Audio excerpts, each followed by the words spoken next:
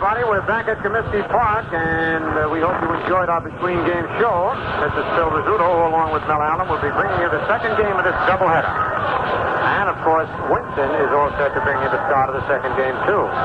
I've got myself a good supply for the game. How about you? You've still got time to run out and get yourself a carton of Winston.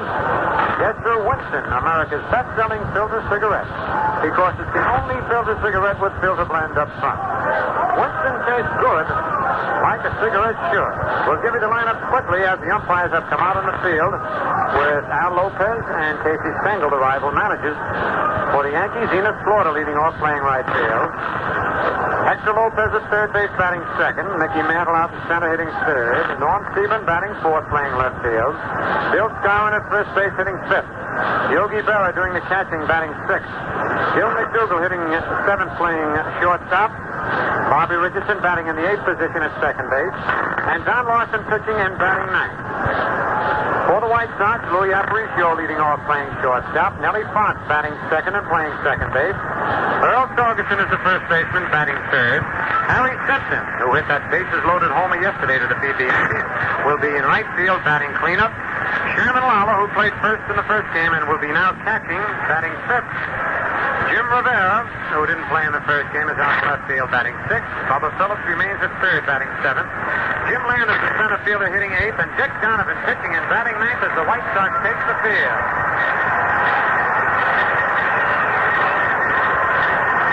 The umpires for the second game, John Flaherty calling balls and strikes, Frank Humont at first base, Charlie Berry at second, and Jim Honachek down at third. The White Sox won the first ball game 9-2. And they really had their hitting shoes on in the first game. Al Smith had a homer. Sherman Lawler a homer. Earl Batty a home run. And Bubba Phillips a homer. Jim Landis chipped in with a single that drove in 2 runs. For the Yankees, Norm Stevens' 2-run home in the 6th inning with Hector Lopez aboard were the only scores for the Yankees in that first game. We're awaiting the appearance of Dick Donovan.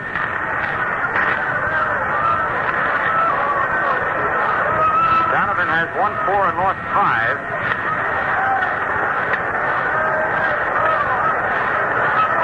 And no decisions against the Yankees this year. His lifetime mark against the Yankees, he's won 8, lost 6. Wait a minute, that's 8 and 8. He's won 8 and lost 8. And his lifetime record in the big leagues, he's won 62 and lost 48. And just like Early Wynn, this will be Dick Donovan's first appearance against the Yankees this year. And for Donovan, this is his 16th start. He's off to a slow start so far as win-loss percentage is concerned. So the Yankees have to battle back now. They want an even split. The Indians won their first game 5-4. The Tigers won a single ball game over Baltimore 7-2. Washington leading Kansas City 6-3, playing the ninth. And the National League, Milwaukee defeated Chicago 2-1. In the first game, the Cardinals 9, Cincinnati 7. In the second game, the Cardinals scored 2 on the top of the first, Cincinnati batting. The Giants are leading Philadelphia 4-0 at the end of 6, and Pittsburgh at L.A. tied up 1-1 at the end of 3. And those Los Angeles Dodgers are sure a surprise this year. They're just a game out of first place. All right, we're ready to go here in the second game of this doubleheader.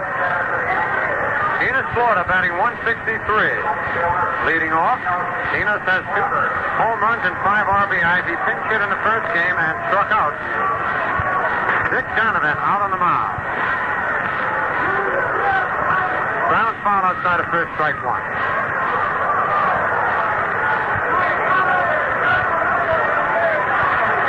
Donovan is 6'3", 205 pounds.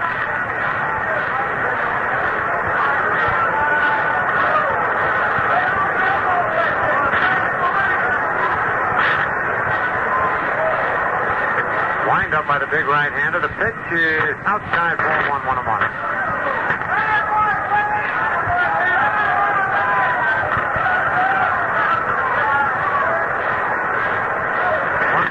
strike, nobody out.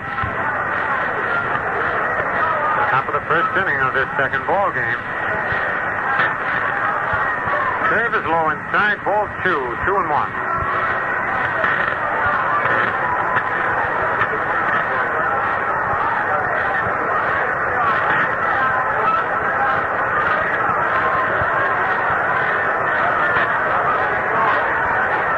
Here's the 2-1 delivery. A ground ball at second base. Fox up with it. Over to Torgerson, one away. Florida bounces out to second base. And it brings up Hector Lopez.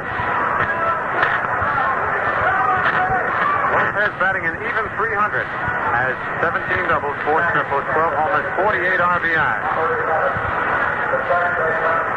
Hector Lopez.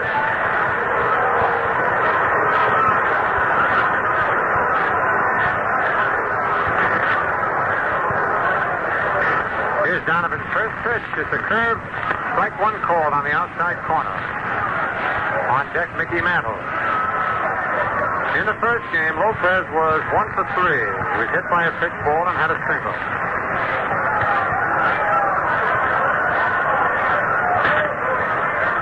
Donovan hides the ball behind his right knee while he's taking the sign. Curve is over. Strike 2 called. Nothing in 2 on Hector. Last time out, Donovan lost a heartbreaker. The White Sox are winning 2-1 in the ninth against the Senators, and the White Sox infield came up with 2 errors, which they scored 3 unearned runs, and the Senators won it 4-2. Here's a 2-strike pitch. Checks the swing is just outside ball 1. 1 ball, 2 strikes. Nicknamed Tricky Dick Donovan.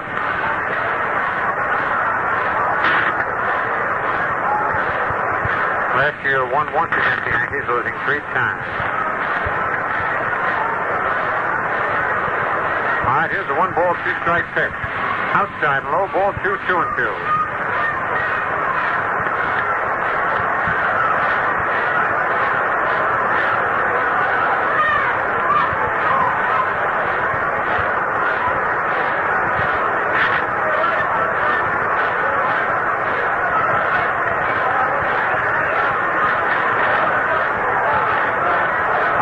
The 2-2 delivery. A swing and a miss. Strike 3.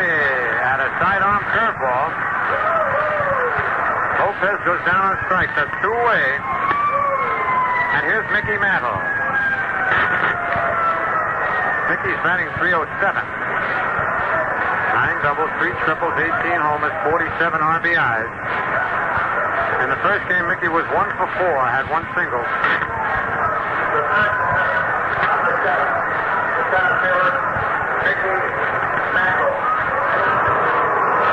Donovan's first pitch is hit high in the air to left center field. Rivera waving everybody away. Has room. Under it. Makes the catch for out number 3. And for the Yankees, in the top of the first inning, no runs, no hits, no White Sox. There is nobody left. Score at the end of 1 half inning of play. The Yankees nothing, and the White Sox coming to bat. Say, fans, when a filter cigarette outsells all the others year after year, the way Winston does, it's just got to have something pretty special. Well, Winston has, and it's ahead of the filter, up there in the tobacco end. The pure white filter is just the beginning of your Winston, you know. And then comes Filter Blend up front. Filter Blend is an exclusive Winston development. It means tobacco specially selected and specially processed for filter smoke. And believe me, those tobaccos are delightfully mild and flavorful to begin with. So it's easy to see why Winston is America's favorite filter cigarette. Yes, sir, Winston tastes good like a cigarette should. It's America's best-selling filter cigarette. Pure white filter plus Filter Blend up front. That's Winston. Sure, you'll like Winston once you try them, and if you haven't, you got a treat in store for you. Out on the mound for the Yankees is Don Larson. Don has won 6 and lost 1 this year. No decisions against the White Sox this year. Lifetime against Chicago, he's won 5, lost 7. Lifetime in the big leagues, 55 wins, 51 defeats. This is the first time that Don Larson is appearing against the White Sox this year. first batter for the White Sox, number 11. The shortstop,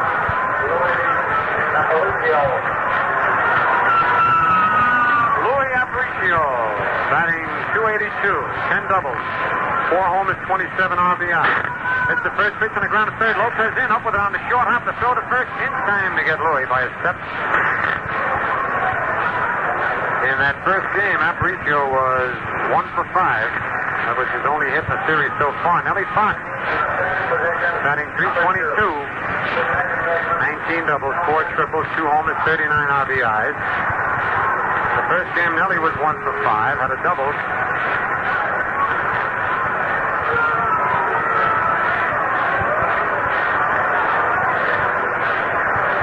Sun is starting to shine again. First pitch is low inside, ball 1.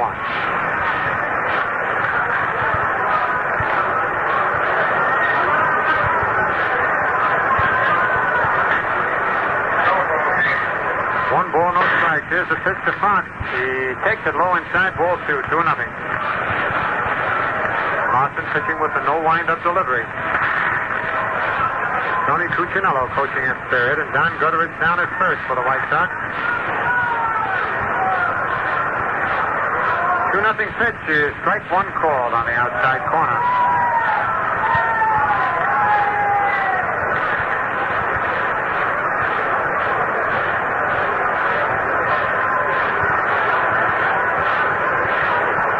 Lawson sets. Here's his 2-1 pitch. Curved line. Fair ball inside of first. That'll be extra bases. Fox around first, digging the second. And a fan touched it. It's a ground rule double. Nellie started for third, but they held him up. A fan reached out and touched it. He'd have had a double anyway, and possibly a triple. It's a tough break for the White Sox. A good one for the Yankees. As Fox doubles between Skowron and the right field foul line. Just inside. The Moose couldn't quite get to it. And for Fox, that's his 20th double of the year. Brings up Earl Torges in the first baseman, who didn't play in the first game. Earl batting .252. Has 3 doubles, 1 triple, 6 homers, and 29 RBI. There's no score here in the bottom of the first. Left-hand hitting first baseman wearing glasses. Here's the stretch. Pitch is low, ball 1.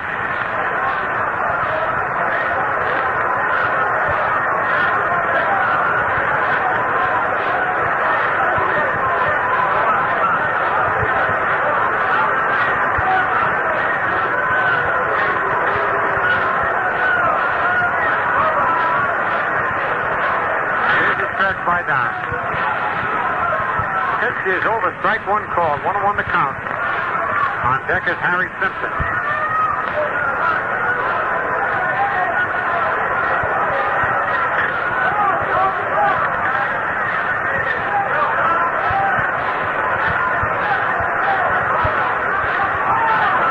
One ball, 1 strike, 1 out. Fox leading off second.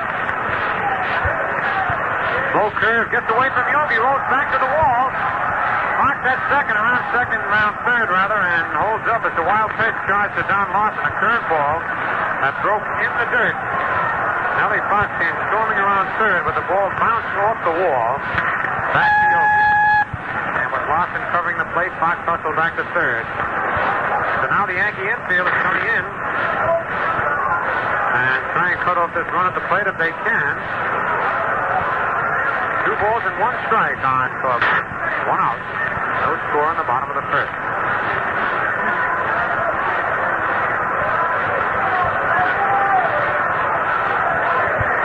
Lawson looks over at Fox, leading off third. The pitch is high outside, ball 3, 3-1.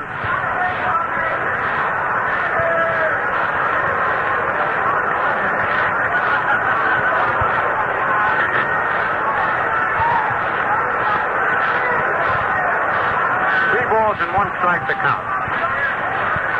Pitch is low outside, ball 4. He walked him. First walk given up by Don Lawson, and here comes Harry Simpson.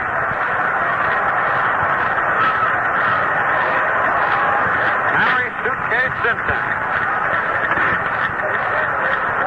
Simpson didn't play in the first game. He's batting .250, has 5 doubles, a triple, 3 homers, 12 RBIs. Now the Yankee infield moves back in double play depth. Cowan is holding first against Torkelson. Fox is at third. There's one away. We got action in the Yankee bullpen. Pitch to Simpson is low, ball 1.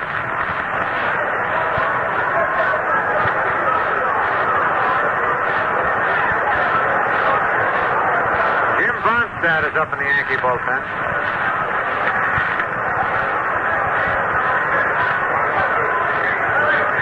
Here's the stretch. Pitch is strike 1 called on the outside corner.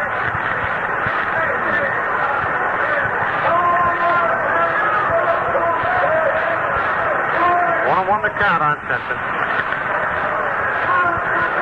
On deck, Sherm Lala. Lawson stretches. Fastball is over. Strike 2 call. 1 ball, 2 strikes.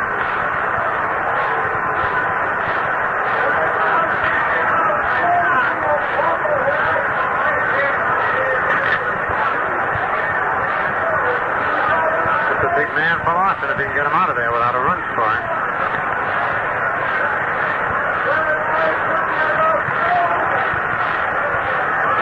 Here's the stretch. Doggy off first, Fox off third. Pitch is strike 3. He got him on 3 fastballs on the outside part of the plate. Lawson pitched Simpson beautifully. His first strikeout of the day. And with 2 out, here's Sherm Lala. Sherm played first base in the first game. He's catching in the second game, batting .271. He has 12 doubles, 2 triples, 9 homers, and 39 RBI. In the first game, he was 1-for-4, but that 1 hit was a big 2-run homer. He's now tied with Nellie Fox for the team lead in RBI.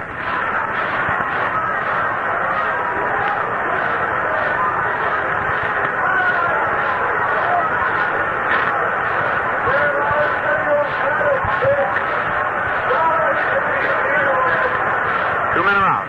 Runners at first and third. No score in the bottom of the first. Pitch to Lawler is a curveball low, ball 1. Jim Rivera is on deck.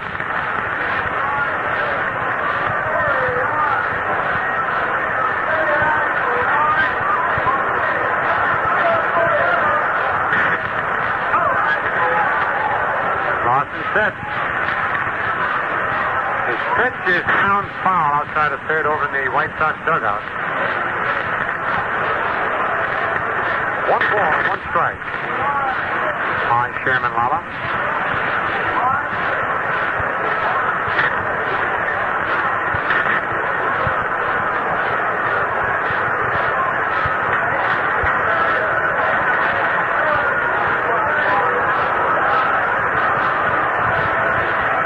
One to count. Here's the stretch. Low curve in the dirt, picked up by Yogi. 2 balls, 1 strike. Ronstadt continues to heat up in the Yankee bullpen out in center field.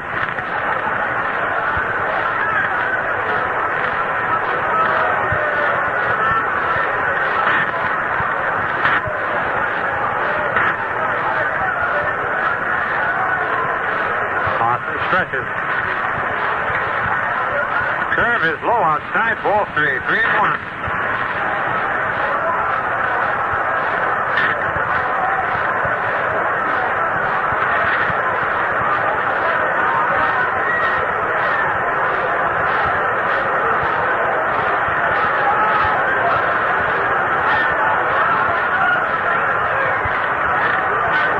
Three balls, 1 strike. Here's the stretch.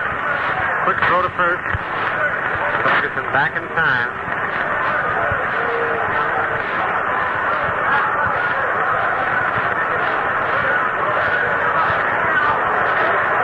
Three balls, 1 strike, 2 out.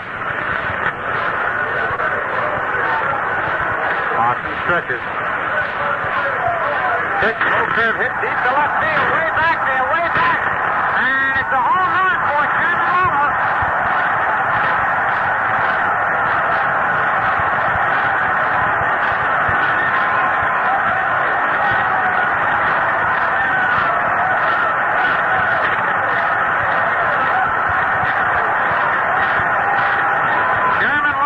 his 10th home run of the year, and now takes the lead in RBIs for the White Sox with his 42nd RBI of the year. He had 39, drove in 3. The White Sox lead 3-0 here in the bottom of the first. And the batter, Jim Rivera, the left fielder. Rivera batting .286, didn't appear in the first game. Has 6 doubles, 3 triples, a homer, and 7 RBIs. Takes the pitch over, strike one call. Lala hit a curveball that time. And as you can well see for yourselves how the ball is carrying with those 5 home runs in the first game. Didn't seem to be hit too well, but it went back into the lower stands in left field. One strike pitch is high, ball 1-1-1. Bubba Phillips on deck. 3-0 the White Sox lead. They won the first game 9-2.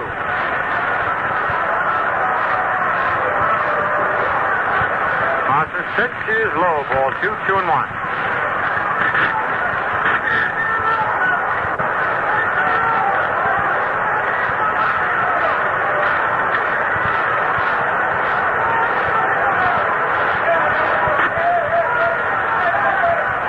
2 balls, 1 strike. Fastball is hit through the middle. McDougal can't get it. It's a base hit out in center field. Rivera around third, starts the second, then comes back as Mantle throws the ball into Richardson. It looked like Rivera might try. Then came hustling back as Mickey rifled a shot into second base. That's the third hit off Boston. Here comes Casey Stengel. While Casey's walking out to the mound, we'll pause for station identification. For the tops in recorded entertainment, listen to Jerry Marshall's Record Room Mondays through Saturdays from 10 a.m. to 1. This is WMGN, New York, 1050 on your dial.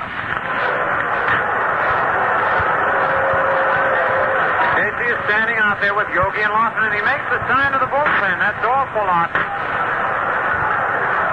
Yanking John out mighty quickly here in the bottom of the first inning. The White Sox are leading 3-0. Lawson has given up a double, a walk, a home run, a single. And Big John will be coming out of there, which means he'll have only pitched 2/3 of an inning. Given up 3 hits, walked 1, struck out 1, has allowed 3 runs so far. Should Rivera's score would be charged to Lawson.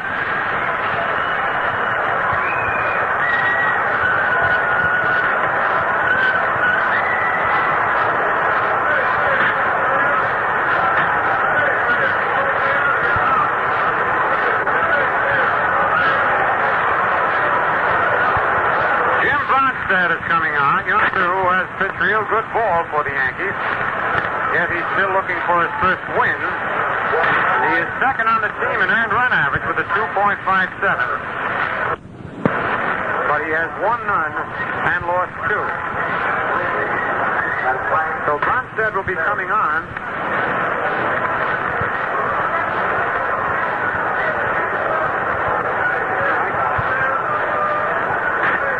Jim is coming on to warm up. Lawson leaves the mound. So Big John gets an early shower. I'm sure he didn't want it. Casey out there with Yogi and Jim Bronstead talking things over. So the Yankees are finding things rough out here in the West. After this game, the Yankees will leave tomorrow morning for Milwaukee, play an exhibition game tomorrow night, then go to Baltimore for 3 night games before returning home for that big holiday weekend of baseball, the 4th of July weekend, with those surprising Washington Senators, who today defeated Kansas City 7-3.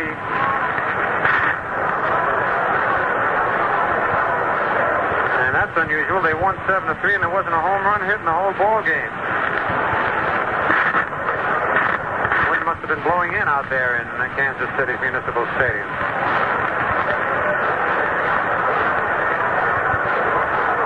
But they'll have the league-leading home run hitter.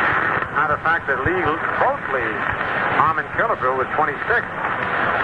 And Bob Allison was 20. Jim Lemon was 17. Roy Stevens, who hit one last night and is getting back into good shape. So they've got 4 real sluggers in their lineup.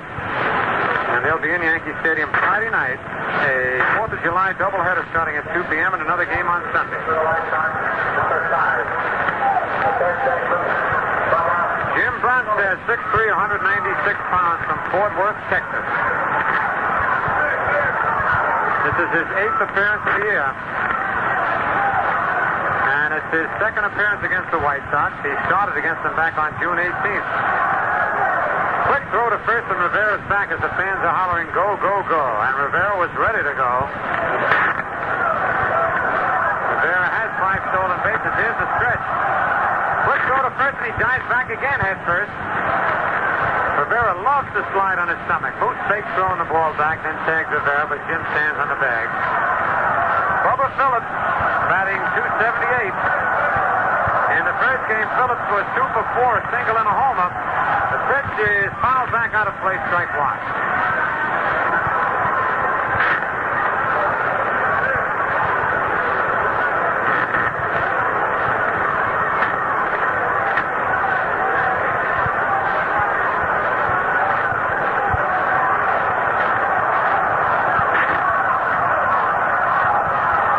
White Sox fans chanting, go, go, go.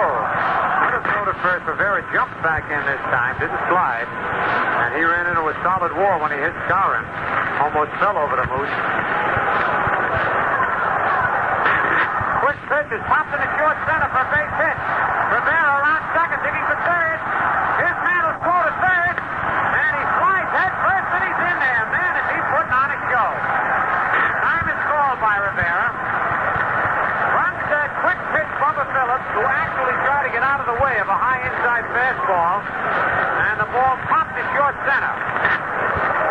For a base hit, Rivera went to third. Mantle made a good throw, but Jim slid in head first. Casey's out there now arguing with first base umpire Frank Umont. That time should have been called because Rivera and Skowron were talking things over. As we told you, Rivera bumped in a Moose getting back to first, and neither Skowron nor Rivera were ready for the quick pitch. Neither was Bubba Phillips, but his bat got in the way and popped a single to short center. So the White Sox have runners on first and third. And here's Jim Landis. Landis batting at .241. In the first game, Landis was 1 for 4. Drove in 2 runs with a single. A stretch. Pitch is a curve hit into center field. Mantle going back. Turns under it. Makes a one-hand running catch right against the fence. Oh, man, another foot would have been a home run in the center field bullpen. What a hectic bottom of the first inning. For the White Sox, they come up with 3 big runs on 4 hits.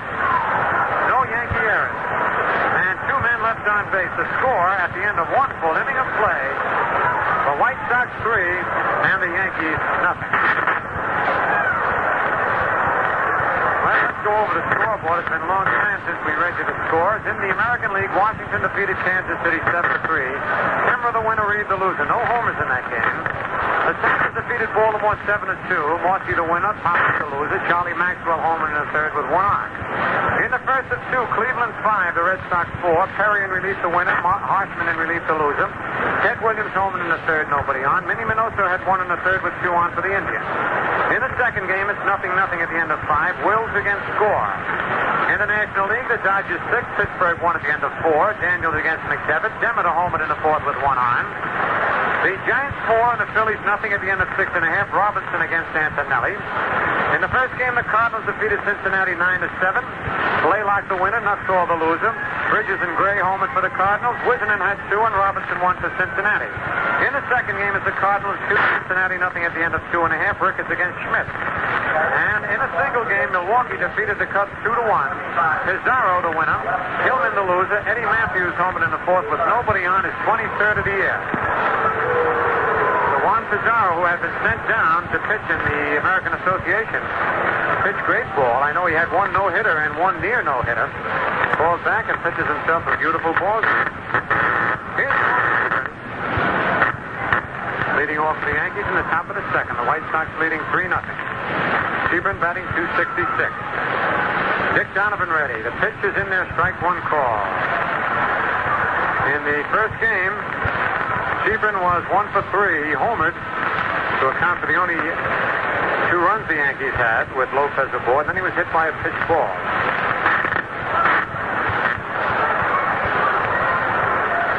The 1-strike pitch to Sebring is foul to the left of home plate, strike 2.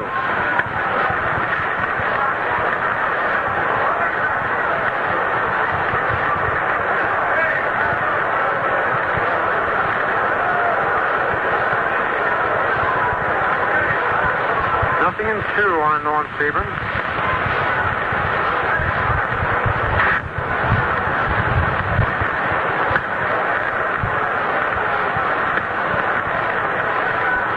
Ready. The 2-strike pitch is a curve low, ball 1. Tricky Dick Donovan out on the mound for the White Sox.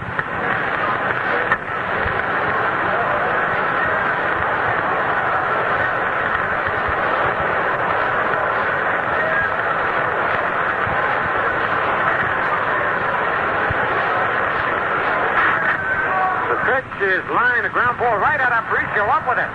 Throws to Torgerson in time for the out. Man, Sebring hit a bullet, a one-hopper that almost went right between Louis' legs. It was hit so hard, Aparicio hardly had time to get his glove down.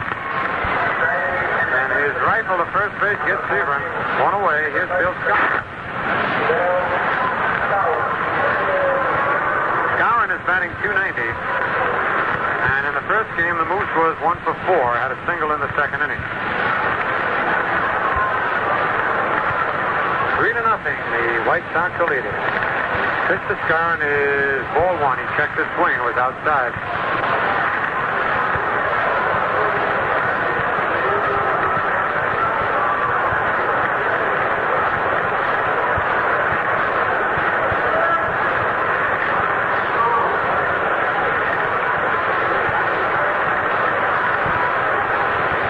The 1-0 pitch is low, ball 2, 2-0.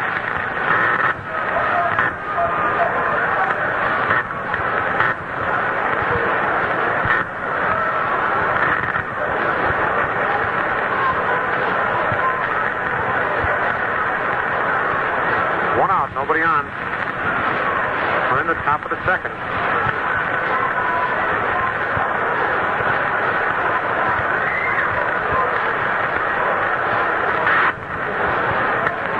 Pitch is lined to right field. A base hit for Skowron. Simpson fields it on one hop, and Moose is on with a line single right. That's the first hit of Donovan. And it brings up Yogi Berra. Yogi batting .244.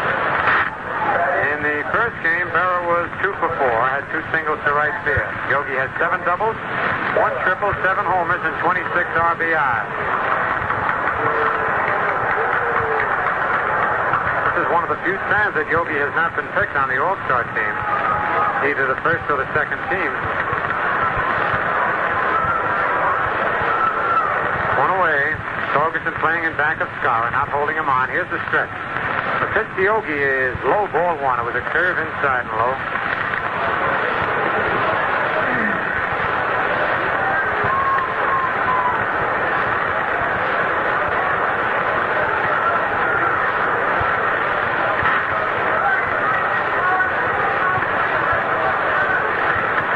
One ball, no strikes.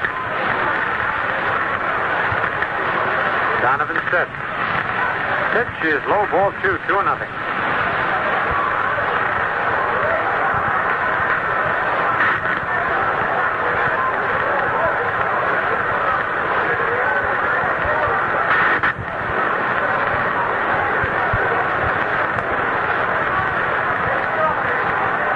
One strike to count. Here's the stretch. Pitch is high, ball 3, 3-0. One out. Donovan getting himself in a jam here. Skowron singles, and he has a 3-0 count on Berra. The White Sox lead 3-0. We're in the top of the second inning. White Sox won the first game 9-2. Here's the stretch by Donovan. Pitch is low, ball 4. Yogi walks, and that's the first walk given up by Dick Donovan. And it brings up Gil McDougal, who had his hitting streak stopped by 8 games in the first game, batting .259. Gil was 0 for 3, had 1 walk. has 12 doubles, 3 triples, 3 homers, 13 homers. 13 runs batted in, rather. 3 home runs and 13 RBIs.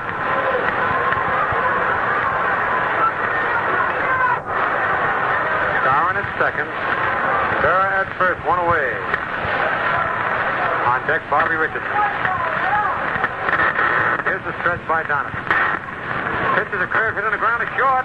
Aparicio to box for 1, back to first. Double play. A double play from short to second to first. The 63rd double play for the White Sox and for the Yankees in the top of the second. No runs, 1 hit, no White Sox. There is 1 man left. Score at the end of an inning and a half. The White Sox 3 and the Yankees nothing. Winston tastes good like a cigarette should because there's filter blend up front. Up front ahead of the filter. And the flavor you get in a Winston cigarette comes from filter blend. Filter blend is fine tobacco. Filter blend up front. And the flavor you get in a Winston cigarette comes from filter blend. Filter blend is a mighty good reason for you to smoke Winston. Because it means tobacco specially processed for filter smoking. A Winston secret. You get Winston's own pure white modern filter, plus the rich, delightful flavor of fine tobacco. There's filter blend up front. Up front ahead of the filter. And the fun you get in a Winston cigarette comes from filter blend. And makes Winston taste good like a cigarette should. Winston tastes good like a cigarette should.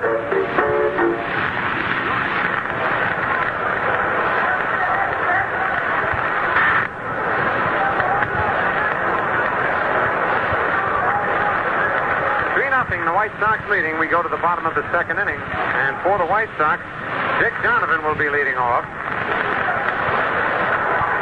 Donovan is batting 161. He's 5 for 31, has a double, a homer, and 3 RBIs. Bats him left-handed. And he's not a bad hitting pitcher. He'll be facing Jim Bronstead, who took over for Don Larson in the first inning. Don was treated a little rough.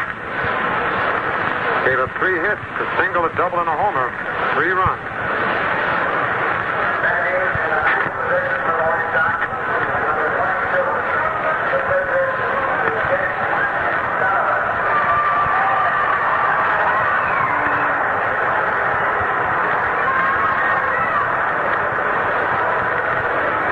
All right, Jim Bronstead ready. His first pitch is hit on the ground. Fair ball inside first down the right field line. Donovan out first, digging for second. Slaughter up with the ball, and Donovan's in with a double. And that's the second one that has been hit between Skowron and the right field foul line. A double just inside of first base. Hit number 2 off Bronstead, and for Donovan, that's his second double of the year.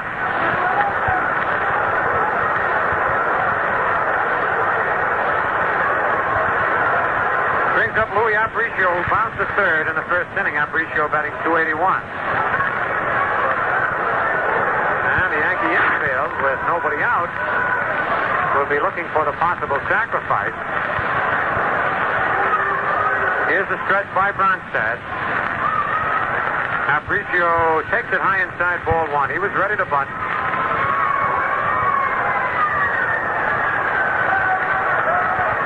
Nellie Fox is on deck.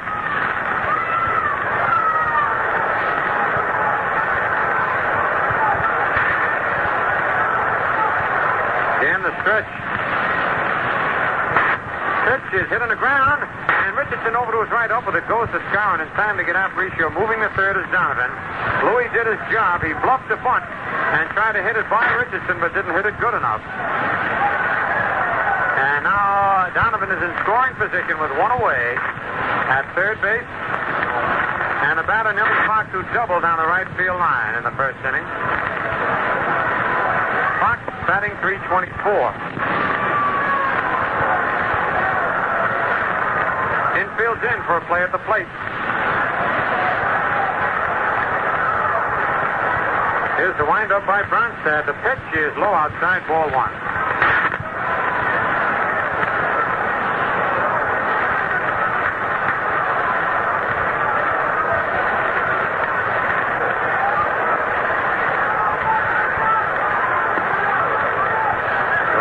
into the windup. Pitch is hit deep to right center. He's deep enough to score him, and Florida makes the catch. Donovan tags up and easily comes on to score as Fox almost had himself another extra base hit. He hit a long fly to deep right center field. Another big eye for game 4-0. And for Nellie Fox, that's his 40th run batted into the year. He's 2 behind Chairman Lawler. Here's Earl Torgerson, who walked and scored in the first inning. Torgy batting 252. 2 men are out, nobody on. Ronstadt's first pitch is a curve way outside, ball 1. The White Sox have certainly been playing heads-up ball in both these games. The Yankees have had a few lapses.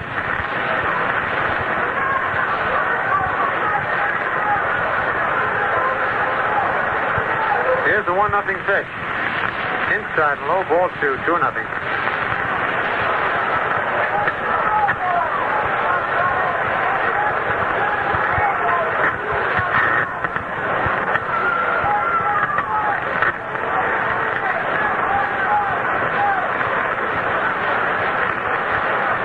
All right, 2-0 to count. Here's the pitch. Outside and high, ball 3. 3 balls, no strikes.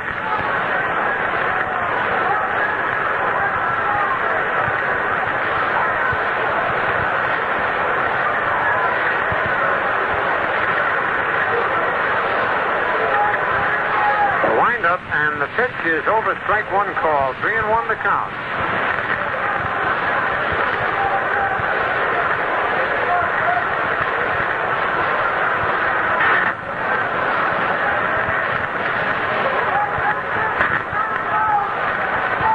Ronstadt's ready. Here's the 3-1 pitch. A swing and a high fly to straightaway center field. Mickey Mantler's back.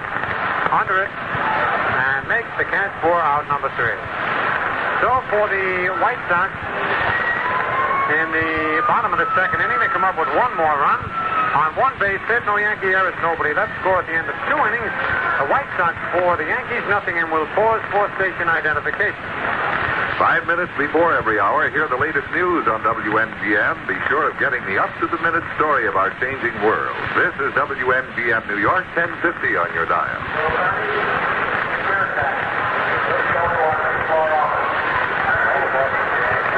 Get America's most popular filter cigarette by the carton. And then you'll always have plenty of Winston's on hand to enjoy. No sense running out. Friends, we'd like to tell you once again about the 3 easy ways to obtain your tickets for upcoming Yankee home games. You can buy them over the counter any day of the season, including Sundays, at the Stadium Advance Ticket Office, open daily from 9 to 5 p.m. The popular Yankee Grand Central Ticket Office is open Monday through Saturday from 8:30 a.m. to 6 p.m. And you can order now by mail.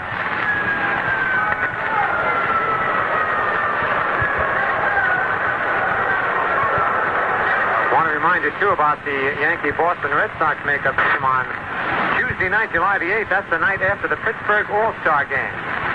And we're hoping that Ted Williams will make his first stadium starting appearance of the season that night. And Ted Williams hit another homer today. Looks like he's got his batting eye back, and it's always a big event when the Yankees face the Boston Red Sox.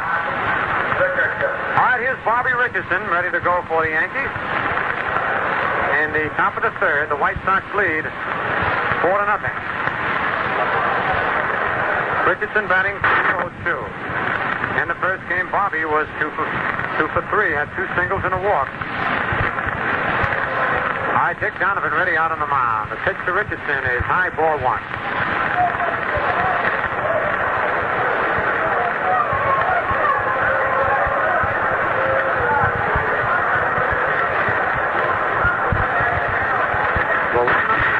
Is a curve high, ball 2, 2-0.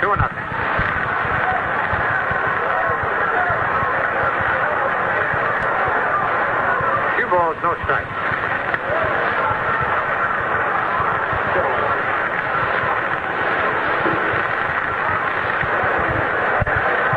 Fastball is over, strike 1 call.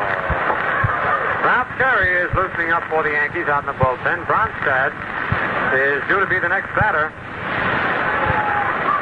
Looks like Casey will be going to his pinch hitters. Here's the pitch to Richardson. A ground foul right alongside of the Yankee dugout. Almost went in and got Casey. the count. The fans on the third base side who can see Case jump get a big kick out of it. Bob Thornberry is on deck. And he'll be batting for Brunson. Dick Donovan ready. His curve is popped in the air to the infield. And now Fox and Aparicio, and Fox calls this time, makes the catch. And then Nelly looks at Louie to make sure they don't hit again. Richardson pops the second, one away. Here's Bob Thornberry. In the first game, Thornberry pinch hit and popped to third base. Batting .214.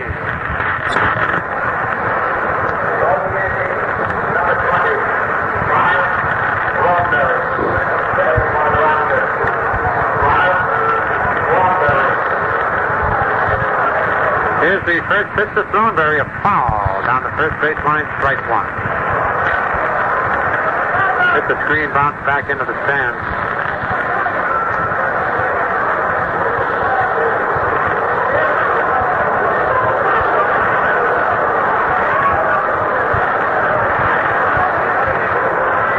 One strike on Thornberry.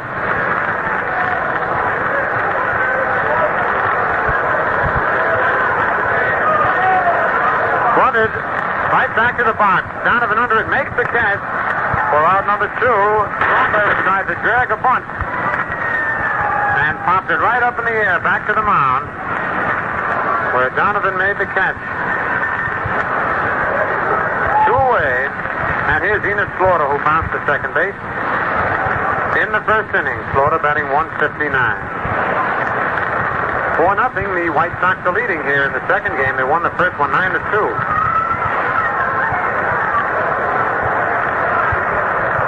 Pitch to Slaughter is over, strike one call. Having a pitcher's battle out there in Cleveland. Kid brought up from Minneapolis, Wills, and Herb Score.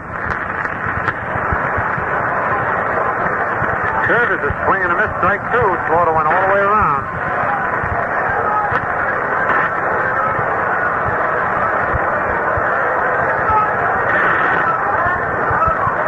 Nothing in two on Country Slaughter.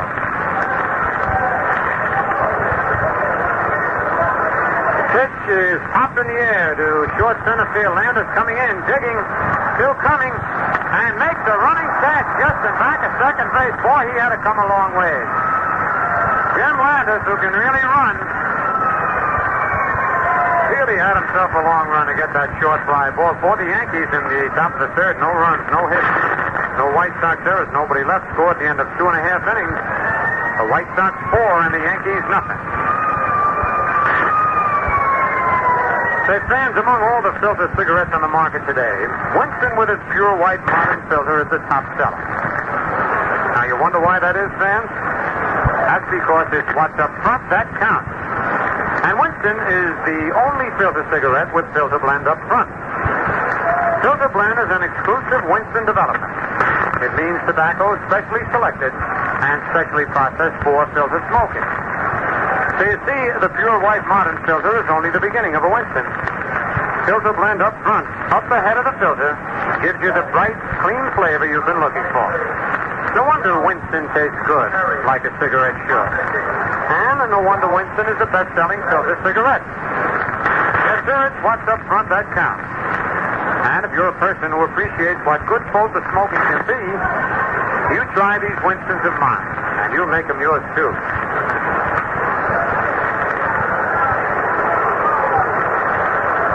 And right now, Ralph Terry is coming in to be the third Yankee pitcher. Jim Brownstein was in there for an inning and a third. Gave up 2 hits, didn't walk anybody, didn't strike out anybody, and allowed 1. With the White Sox leading 4-0, they'll be sending up Harry Simpson, Sherman Lawler, and Jim Rivera. Young Ralph Terry, who is hoping to earn a starting berth with the Yankees, came from Kansas City, started a couple of games, didn't go too well. Casey has put him in the bullpen. That's the way Casey works it. And as soon as the youngster has had enough experience, he gets on the beam again. He'll be back and starting role.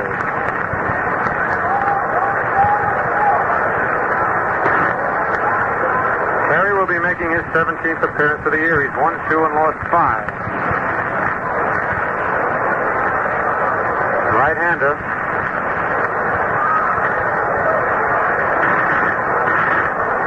From a little town not too far from Mickey Mantle's, he says. In fact, he says any town near Mantlestown is a little town, including Mickey's. Terry was traded to the Yankees on May 26th with Hector Lopez for Johnny Crooks, Jerry Lumpy, and Tom Sturdivant. He's 6'2", 182 pounds from Chelsea, Oklahoma. Harry Simpson struck out in the first inning, batting .246.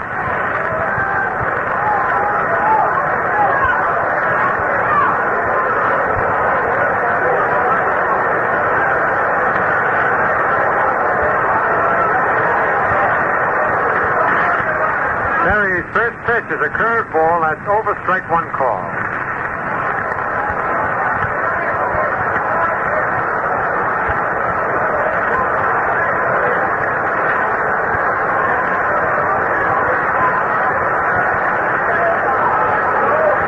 Here's the one strike pitch. Fastball is a swing and a miss, strike 2. 0-2.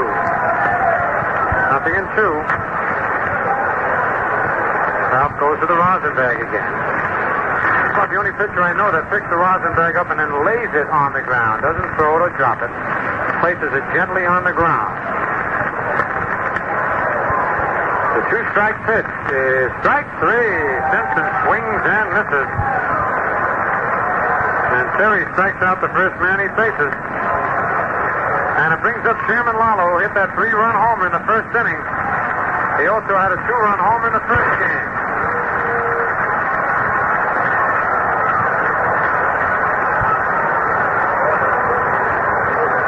Lalo now has 10 homers on the year.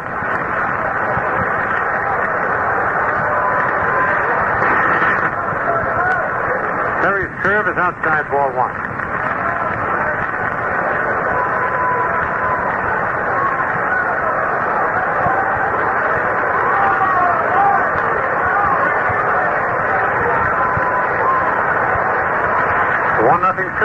Changeup is just outside, ball 2, 2-0.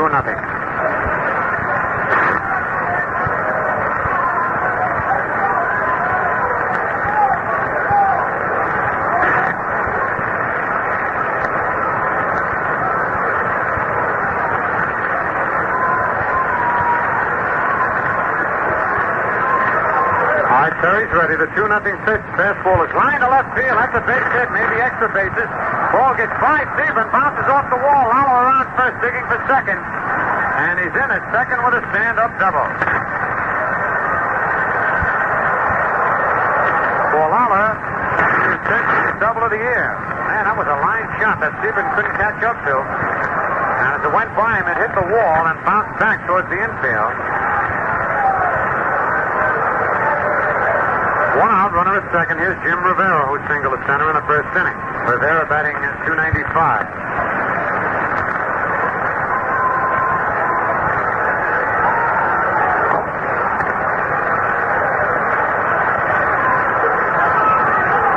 The White Sox 4 and the Yankees nothing here in the bottom of the third.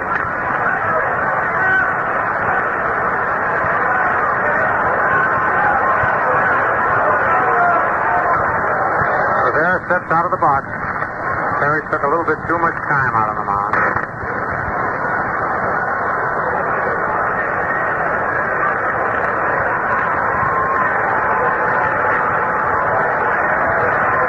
Here's the stretch. Curve is hit high in the air to right field, not too deep. Florida's there. Lala's tagging. Florida makes the catch. Lala's going. Florida's throw in a third. Not nearly in time, and Lala comes in with a stand-up advance from second to third on Rivera's fly to right field. That's 2 away. And here's Bubba Phillips, who singled to center in the first inning. Bubba batting .281.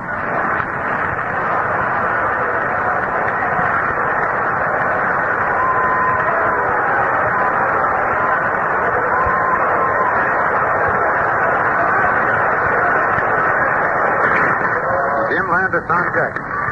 2 out and a runner at third.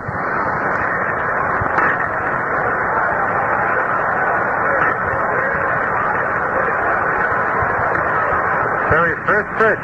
Slow curve is lined through the middle. A base hit out to center. No, it's not. Richardson up with a throw to first. He's out at first base. Holy cow. I wonder if Terry slowed that ball down a little bit. It was hit right through the middle, and it looked like it was going out to center field, and Richardson came from nowhere, back of second, caught it, and didn't waste a fraction of a second throwing to first. And Frank Dumont looked like he was undecided and finally called Phillips out. A beautiful play by Bobby Richardson to save a run. And for the White Sox in the bottom of the third, no runs and one hit. No Yankee errors and one man left.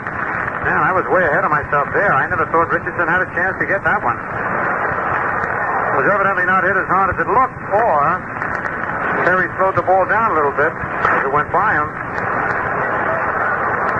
Once again, a look at the scoreboard. Washington over Kansas City 7-3. Tigers defeated Baltimore 7-2.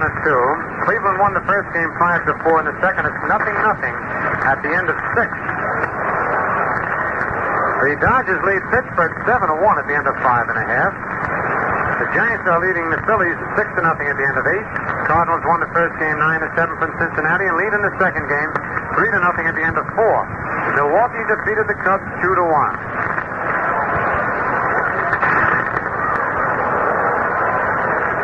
Joe Ripley informs me that the official scorer said that ball did not hit Terry's glove. So it's just second to first.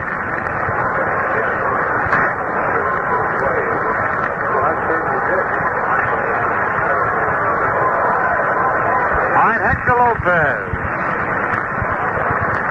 is the leadoff hitter for the Yankees here in the top of the fourth with the White Sox leading 4-0. Lopez struck out in the first inning. Batting .298.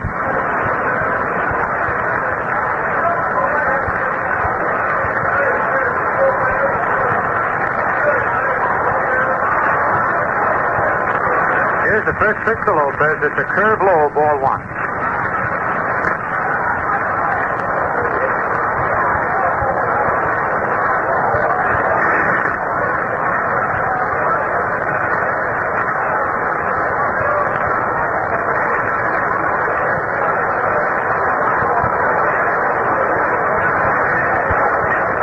One ball, no strikes to count. Fastball is outside, ball 2, 2-0. Mickey Mantle on deck.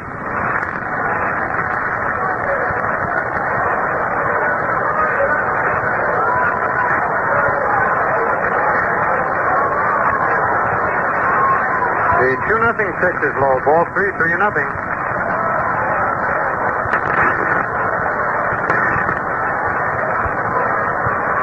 Lopez has plate umpire Flaherty look at the ball. He doesn't, throws it out of the game.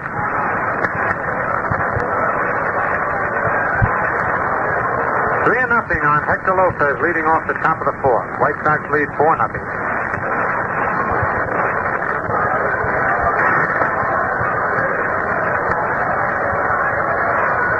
Fastball is over. Strike one call. Lopez started for first base. And the fans get on him a little bit. 3-1 the count.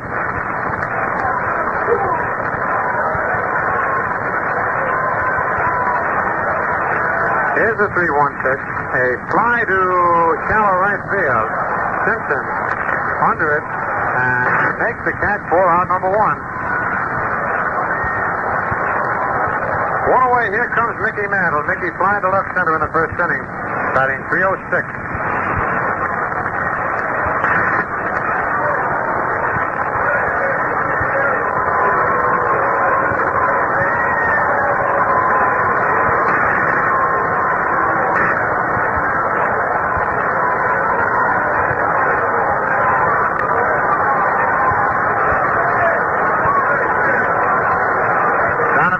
Pitch to Mantle is a swing and a miss, strike one on a change-up curveball, and Mickey almost went down that time, limping a little bit on the right leg.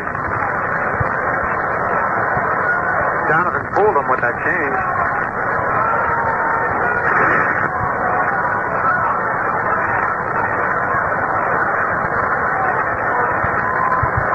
A one-strike pitch is inside, and Mickey almost went down again, just trying to get out of the way of that pitch. Doubleheader might be a little bit too much for Mickey's bad leg.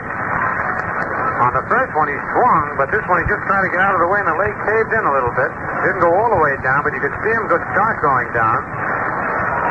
That's the way Patterson must have started when Johansson hit him with that mysterious right hand. 1-1 on Mickey. Pitch is fouled back. Strike 2. 1 ball, 2 strikes.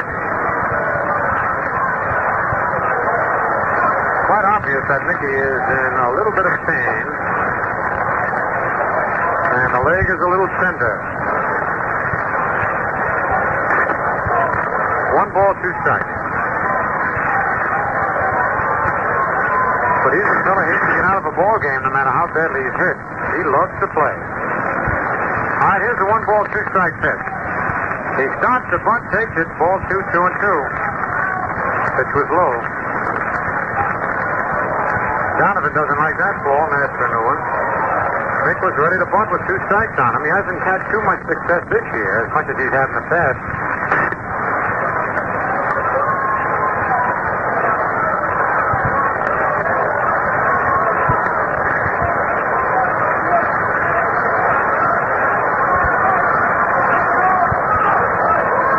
Two strikes and 1 out.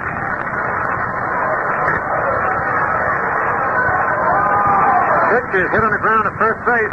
Ferguson up with it, races to the bag for the unassisted putout. That's all for Mantle away here in the top of the 4th. And the batter, Norm Seaburn, who bounced out the shortstop in the 2nd inning.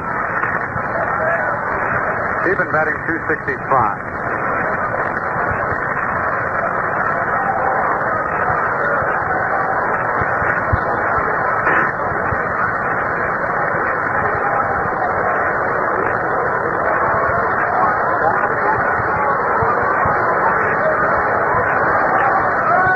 Nobody on here in the top of the 4th. White Sox 4-0. There's a swing and a miss. Strike 1 at an inside curveball.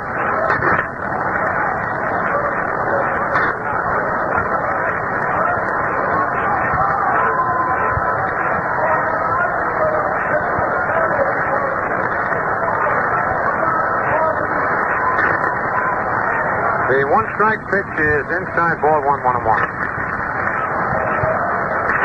Jim Baxter has just homered for the Indians in the bottom of the 7th. And they lead the Red Sox 1-0. Third score against Ted Wills, a pitching battle. Indians trying to sweep a doubleheader. The pitch is low. Ball 2, 2-1.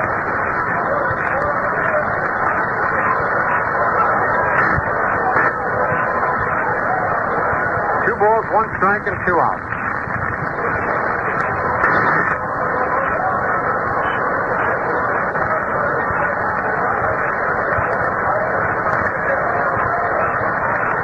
Stevens steps out of the box.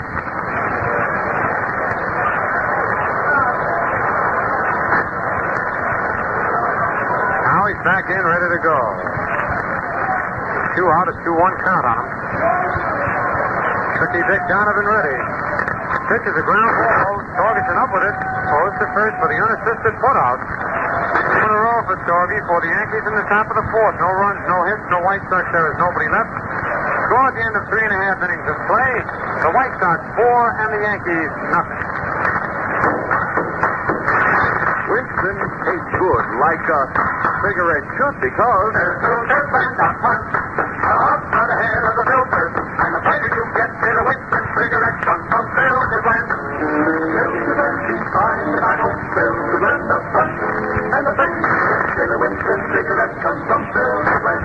Filter Blend is a mighty good reason for you to smoke Winston because it means tobacco specially processed for filter smoking. A Winston secret. You get Winston's own pure white modern filter plus the rich, delightful flavor of fine tobacco. There's filters and a punch. Up on the head of the filter.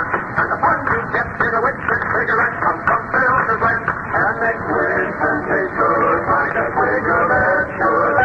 Winston tastes good like a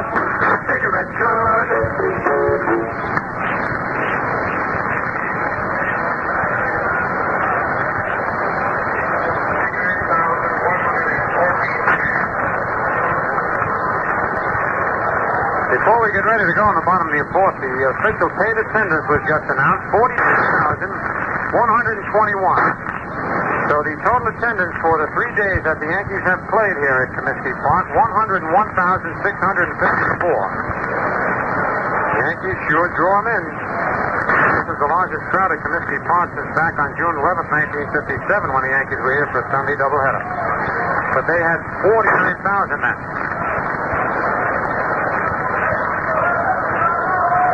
Jim Landis takes the curve low, ball one.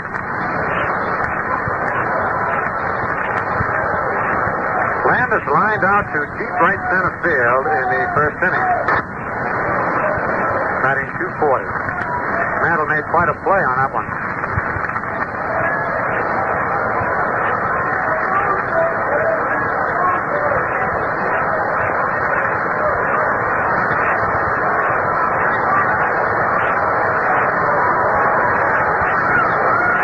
The 1-0 pitch is fouled on the right field line, curving back into the stands out of play.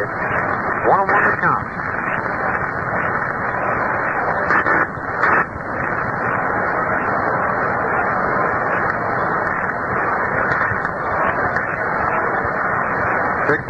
Walking around, looking for his helmet, towel around his neck. He's due to be the next batter. The 1-1 pitch, slow curve, is lined fouled on the left field line, back into the stand. 1 ball, 2 strikes.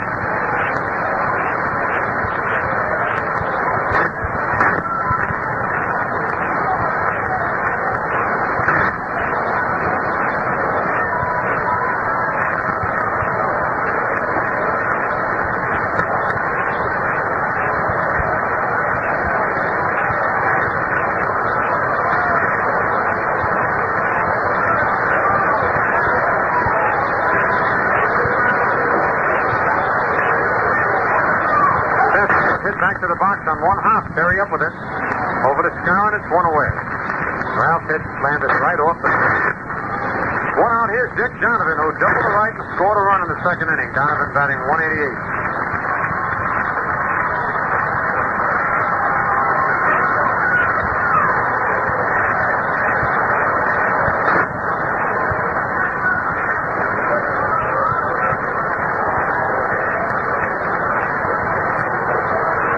Nobody on. Left-hand hitting pitcher. Holds that bat right on the end. He's used as a pinch hitter once in a while by the White Sox. Takes the curveball low, ball 1.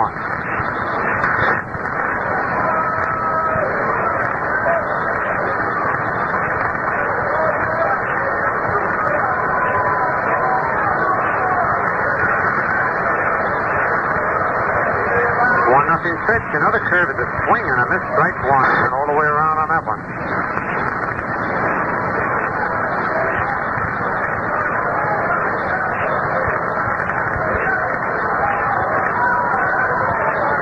One ball, 1 strike, and 1 out. Fastball is in there, strike 2. It was a quick pitch. Donovan definitely wasn't ready.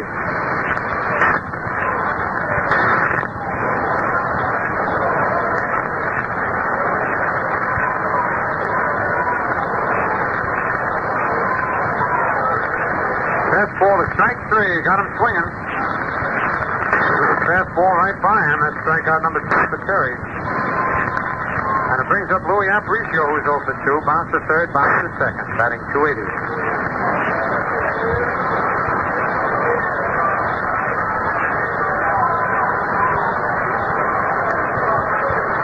Two out, nobody on.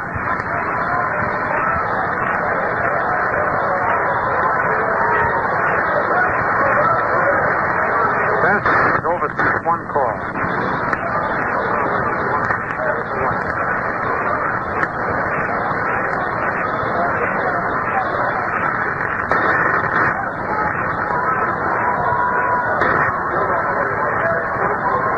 Fastball inside. Ball 1, 1-1.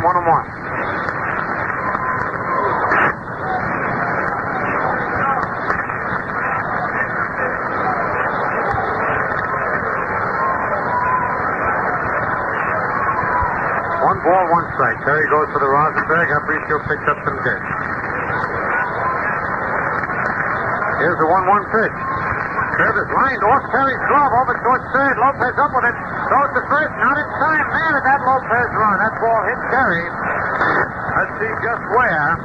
There was a line through the box, and Terry got either his glove, his elbow, or his wrist on it, and it carried towards third base, but Aparicio beat it out. It's an infield single.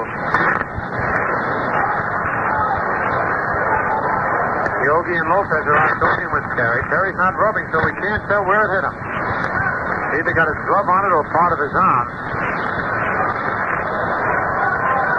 2 out, Aparicio at first. Here's Nellie Fox, who's 1 for 1. Double a right, scored a run, a sacrifice fly in a second, a drive in another. Batting .324. 2 out. White Sox 4, Yankees nothing. Bottom of the 4th. And Aparicio, who leads the league in stolen bases with 21, is leading off first. First pitch is a strike in the outside corner. Man, Louis had a running start that time. I wondered why he didn't go. Changed his mind at the last second.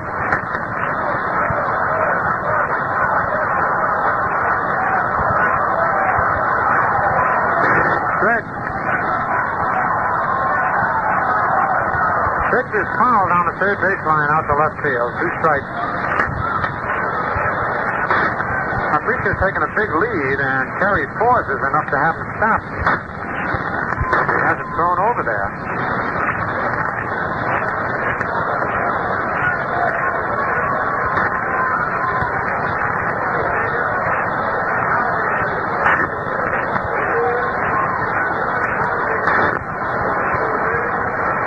Nothing in 2 on Nellie Fox.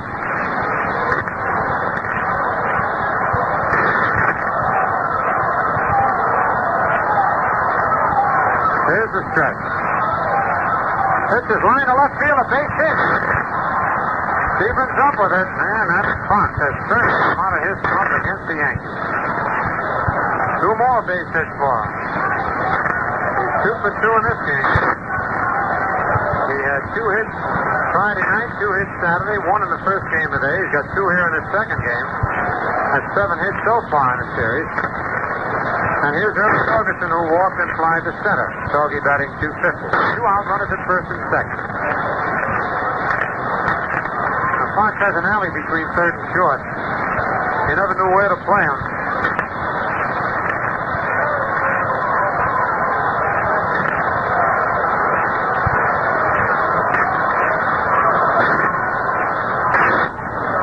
Stretch by Terry. Curve is strike 1 call. The changeup floats over the outside corner.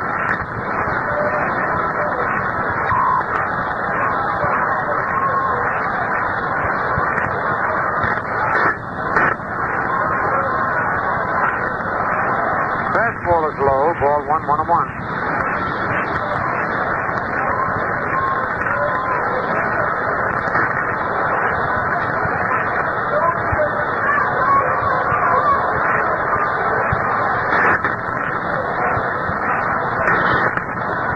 The count. Curve hit off Torgerson's right foot out to the mound. It's a foul ball. 1 ball, 2 strikes to count.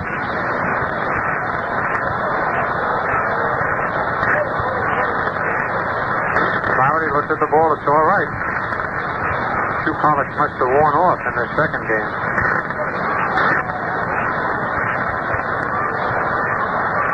One ball, 2 strikes, 2 out, 2 men on.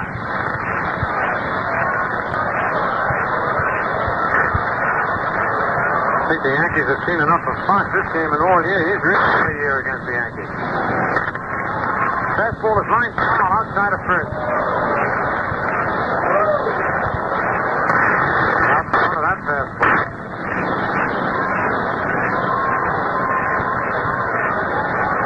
I don't know whether it's starting to cloud up or the sun is slowly in the west. What is it, Joe? Both.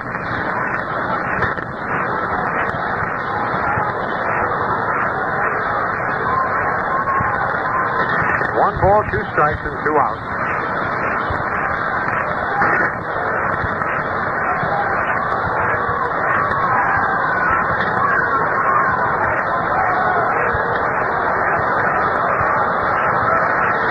Aparicio McHugh at second. Fox at first.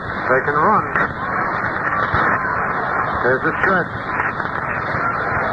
Pitch is strike three. Got him swinging. Third strikeout for Terry. And for the White Sox, the fourth runs on 2 base hits. No Yankee errors, 2 men left. The score at the end of 4 full innings, the White Sox 4, the Yankees nothing. And we pause for station identification. 5 minutes before every hour, hear the latest news on WMGM. Be sure of getting the up-to-the-minute story of our changing world. This is WMGM New York, 1050 on your dial. Quick look at the scores. Washington defeated Kansas City 7-3. Detroit over Baltimore 7-2. In the first game, Cleveland 5, Red Sox 4. In the second game, Cleveland 1, Boston nothing at the end of 7.5. And the National League, Dodgers 7, Pirates 1 at the end of 6.5. Giants got out the Phillies 6-0. Cardinals won the first 9-7, lead the second 4-0 over Cincinnati. And in the single game, Milwaukee defeated the Cubs 2-1. And now Mel Allen will be over in just a few seconds.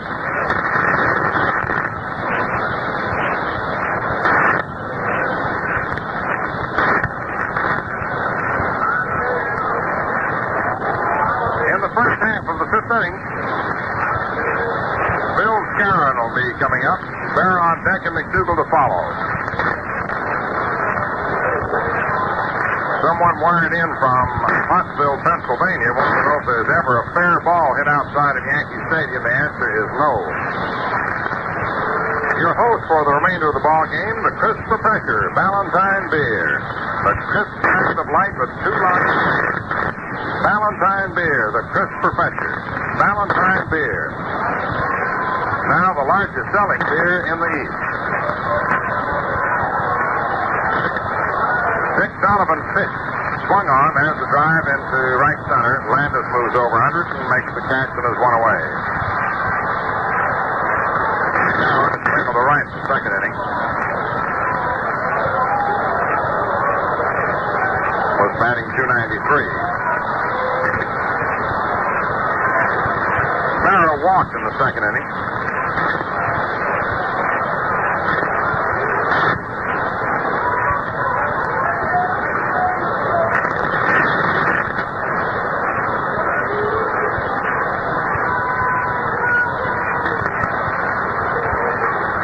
Strike one.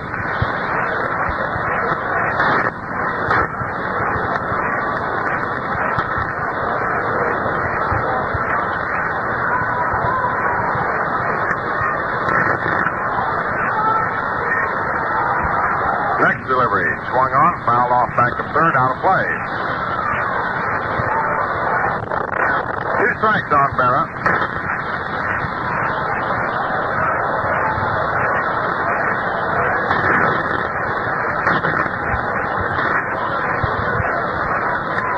Bobby Chance loosening up in the bullpen.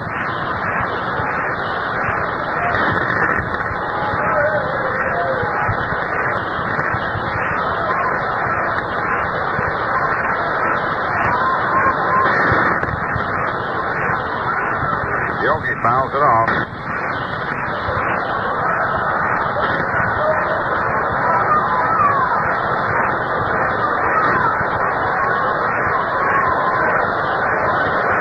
The 2-strike count.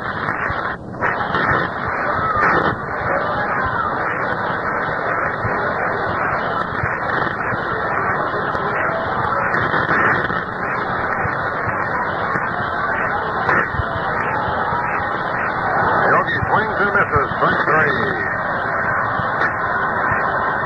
Struck him out on change of pace. Yogi's been striking out a lot more this year than he ever has.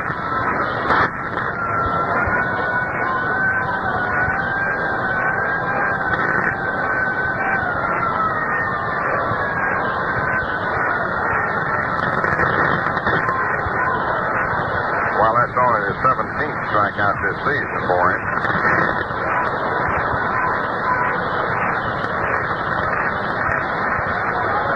Gil McDougal steps up, grounded to short in a double play in the second inning. Batting .258. Dick Donovan's delivery. Low, ball 1. has retired 9 in a row since the second inning when the Yankees, the only so far together, a single by Scarrow on the walk to Yogi, and Gill hit a double play at the inning. The only 2 men have reached base. The 1-0 pitch swung on and fouled off to the left of the plate. Strike 1, 1-1.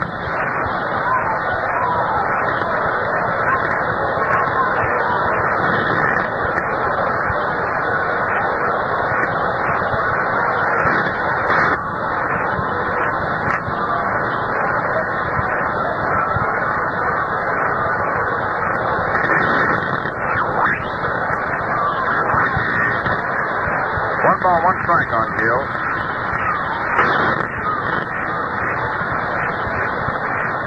Yogi struck out last year only 35 times the whole year. And what did I say a little while ago? It's like 17 so far this year.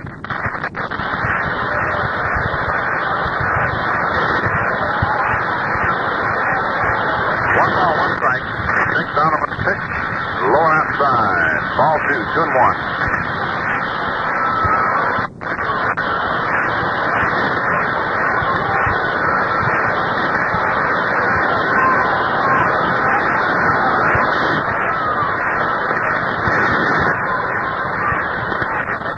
And the next pitch. Swung on and fouled to the left of the plate. 2-2 count on McDougal. Cleveland leads Boston 1-0 going to the 9th inning. If they hold that one, it'd be a great big doubleheader for the Indians. The Yankees pull this one. They will be 4 games behind the Indians.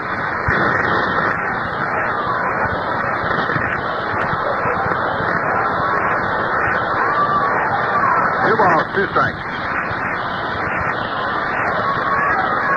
The pitch to McDougal. Outside, ball 3, 3-2.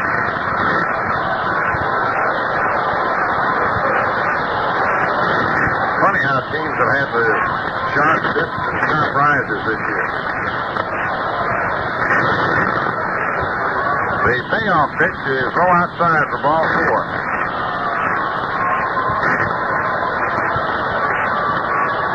Second walk issued by Donovan, the Yankees' third base runner. Here's Bobby Richardson, who popped to second in the 3rd inning.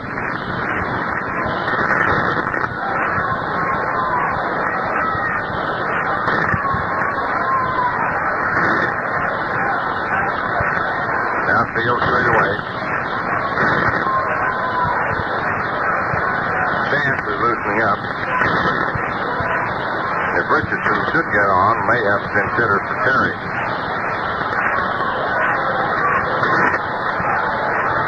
The Bobby swung on to one hopper to Phillips. Phillips throws on over to Torgerson, the side's retired. Richardson out 3rd to 1st. No runs, no hits, no errors, 1 left on to end 4.5 innings. Chicago 4 and New York nothing.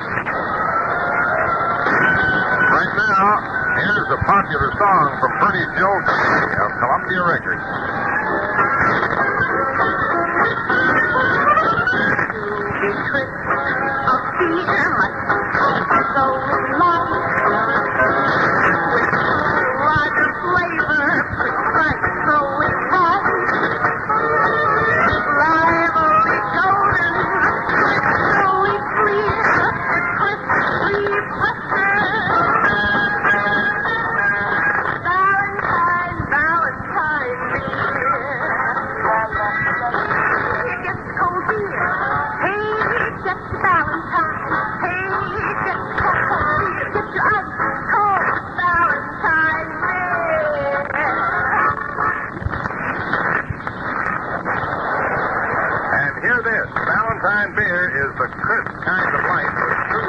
Flavor, the largest selling beer in the East. The last half of the 5th inning coming up. Harry Simpson, Sherman Fowler, and Jim Rivera coming back. The White Sox won the first game by a score of 9-2. Wednesday 4th. Sox coming up with 3 of them one aboard. Sherman Lawler hit a 2-run homer to change the game around. 2-1 New York to 3-2 Chicago. And they took it from there and hit a 3-run homer in the first inning.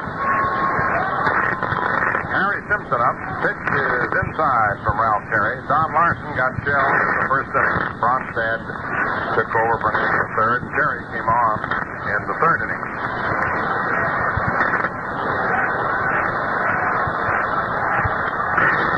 The pitch is swung on, hits the second. Bridges Sanchez throws. Beautiful play to get him. That boy makes some remarkable plays. He made one last inning. The sure base hit through the middle. In fact, on television tonight, I called it as a base hit through the middle, and there he was. And he grabbed it. Made a remarkable play. Sherman Lawler, homer to double. 3 runs batted in.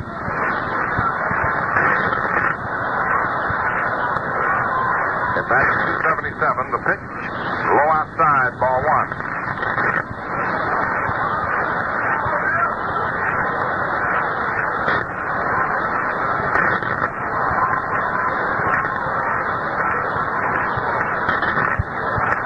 Ball, no strike.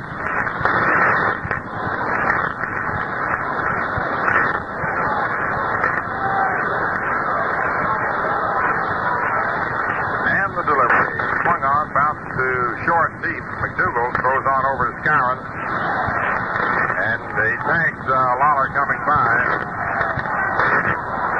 Skowron was pulled off the bag and had to wait for Frank Dumont to give us the call.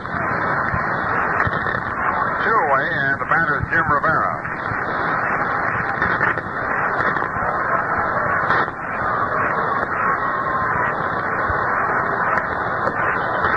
Thanks, Duke.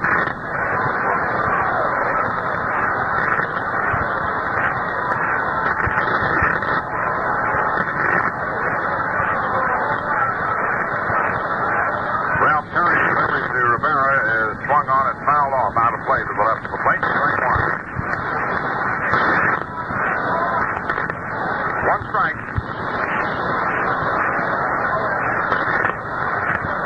The Yankees have won 2 doubleheaders this year. Split, they lost 4. And at the moment, looks as if they're going to make 5 that they've lost.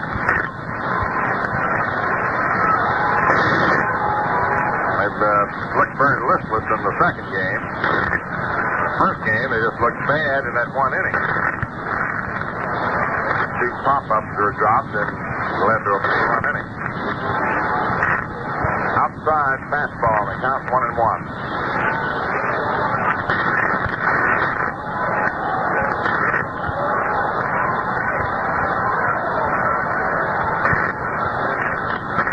Ralph Terry's delivery swung on and missed. Strike 2, 1-2.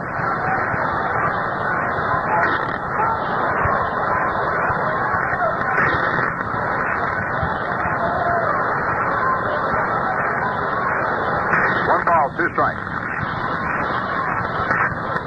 Terry's pitch, fastball, inside the belt, and the count is 2-2.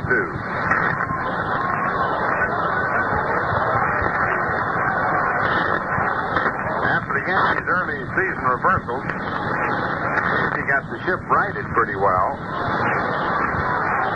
But these last couple of days, taking some windfall out of them. Here's the pitch. Swung and missed. Tried to check if it couldn't. He's out. And when you figure that the White Sox, after the Yankees won the first game of the series, turned right around and, for one reason or another, including some lusty hitting, defeated Turley, Ford, and knocked out Larson in the first game. In the first inning of the second game, and that's supposed to be the Yankees' aces. That makes a big difference. And that's the thing that's been bothering Casey lately. Get his pitching straightened out. No runs, no hits, no errors, no one left off. And the score down to 5 innings to play. The White Sox 4, the Yankees nothing. The White Sox 4 runs, 8 hits, no errors, and 5 left on. The Yankees no runs, 1 hit, no errors, and 2 left off.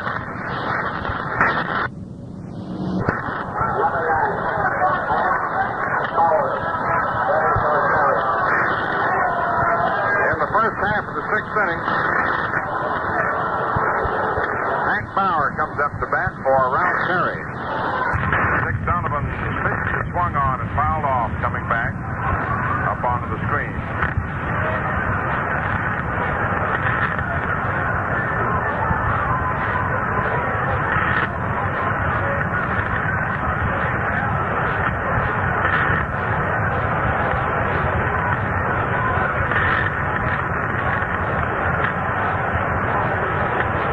He had 101,604 for this series. 4,321 today, as Bill told you. Donovan pitched to Bauer. It's over the corner for a strike, 0-2.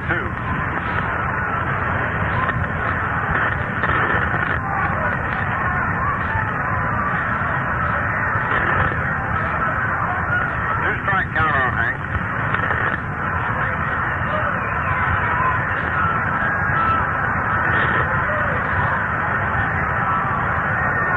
Donovan, the next pitch, swung on, grounded to third. Aparicio up with it, flips on to first in time. 1 away. Now Enos Slaughter, grounded to second and flying to second.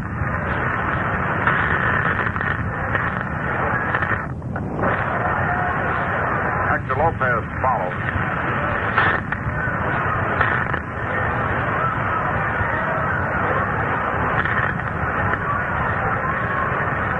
Donovan delivers to Slaughter, and it's in there for a strike.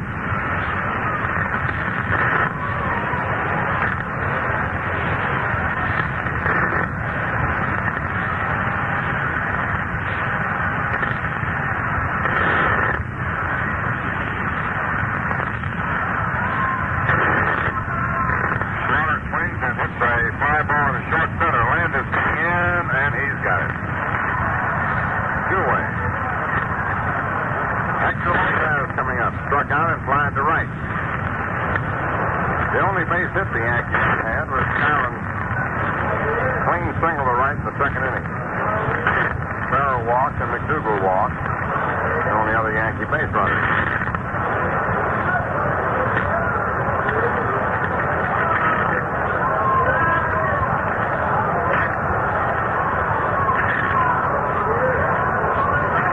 Dick Donovan's pitch.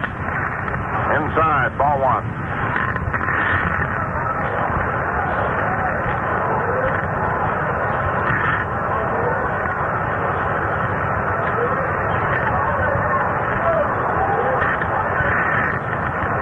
Outfield straight away.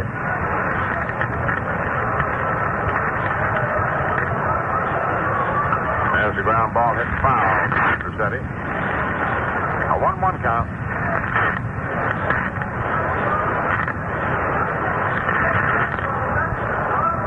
Yankees will be home next Friday night, July 4th doubleheader, and next Sunday. Special makeup game on Wednesday night, the 8th, with the Red Sox at the stadium. And the makeup game with Cleveland will be part of a doubleheader on Wednesday the 15th. Next pitch, swung on his best. Strike 2, 1-2. Dick Donovan, so far, has turned in his best performance of the year. He was off to a slow start. 1 ball, 2 strikes.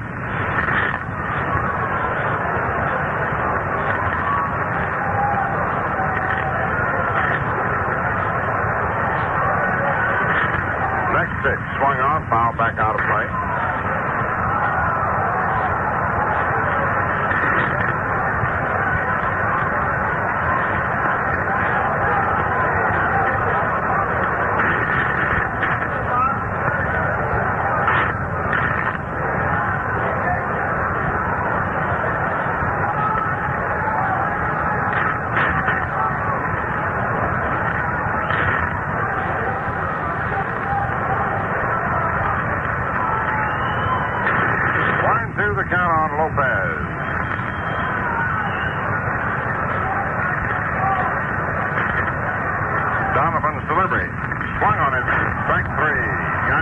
breaking pitch. No runs, no hits, no errors, no one left on. Down to 5.5 innings. Chicago 4, New York nothing. Well, we go to the marimba. You like the marimba? It is pretty sound. This tune makes the most of it.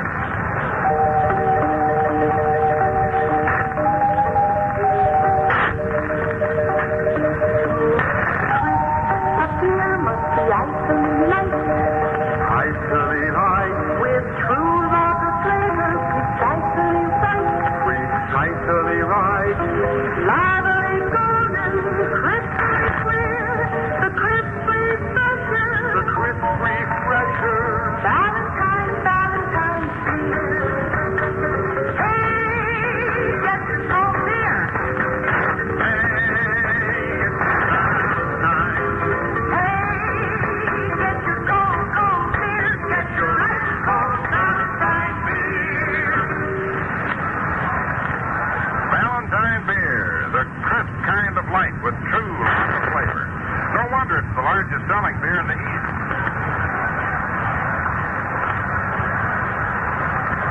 Bobby Shantz is coming in to pitch for New York.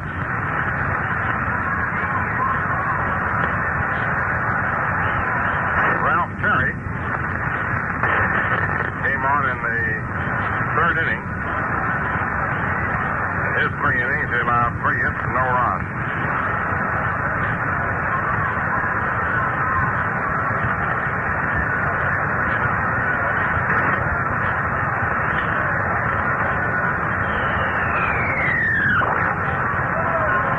Terry struck out 4-man.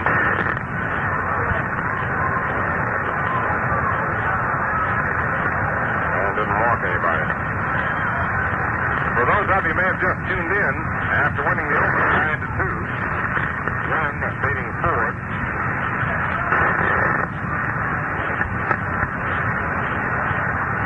The Red Sox jumped in Wilson was running in the 2-1 in the first inning.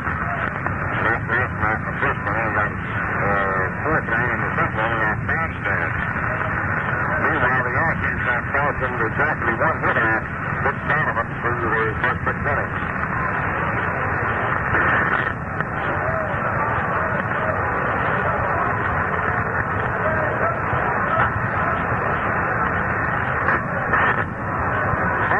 Comes to bat in the last of the 6th. With Jim Landis on deck and Dick Donovan to follow, the bottom third of the order. The pitch is outside, ball 1.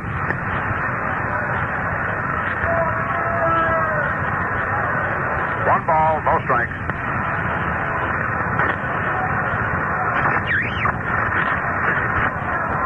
Bobby Shantz to the windup. The pitch. High, ball 2. 2 balls, no strikes. After the exhibition game tomorrow night with Milwaukee for charity purposes, the Yankees move on to Baltimore for a series. Next pitch is outside, ball 3. Then they'll be home next Friday night. Next Saturday, the doubleheader, 4th of July doubleheader, and next Sunday.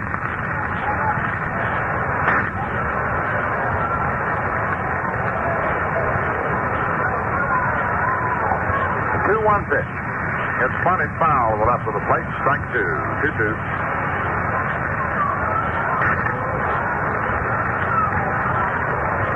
The Yankees have certainly had their doubleheader problems, haven't they? A month ago today, I think I'm correct, a month ago they lost a doubleheader to Detroit.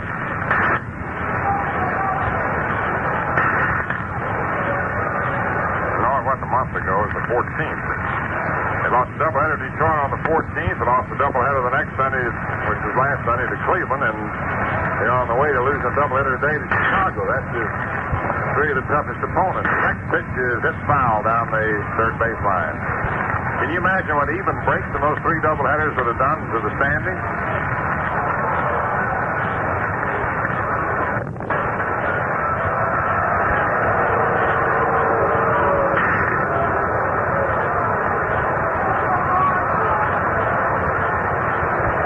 2 strikes on Phillips. Chance delivers. Phillips takes it outside. Ball 3. 3-2.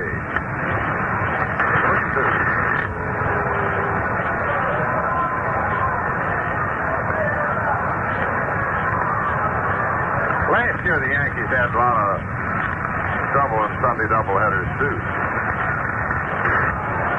3-2 pitch, swung on, loose foul off first. Aaron runs, can't get it. Wasn't high enough, kept veering away from him.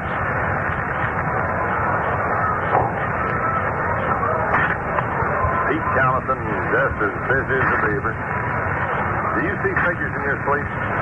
Honestly, when you go to sleep, do you see numbers? What do you see? No.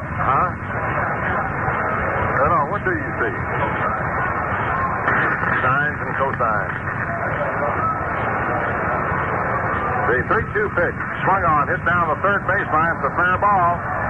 Phillips rounds first, heads for 2. As the ground rule doubles, the fan leans out and touches it.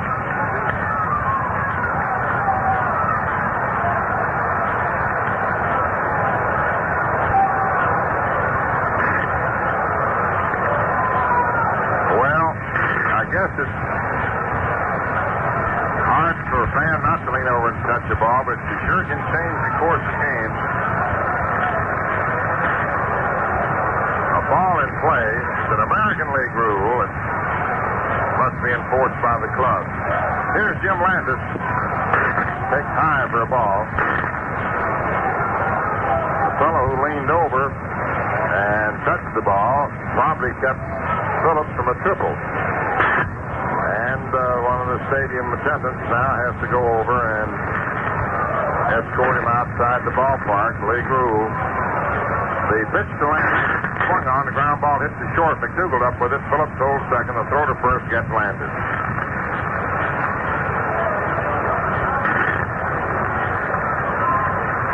You know, the thing is, here comes Dick Donovan now. It isn't something the ball club delights in.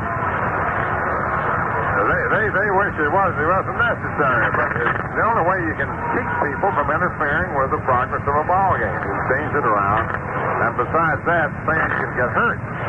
You lean over, and sometimes you fall over the rail and fall on your head. Anything that bounces the other side is a different matter. Here's Dick Donovan, doubled and struck out. The pitch in there for a strike.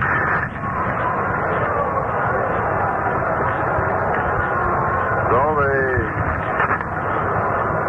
guilty party is being escorted from the box seat.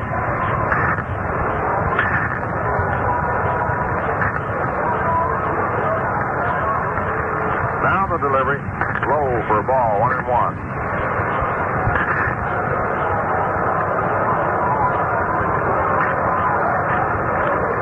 It's any way of knowing which one person would have gotten the ball. The ball club be glad to give him a brand new one.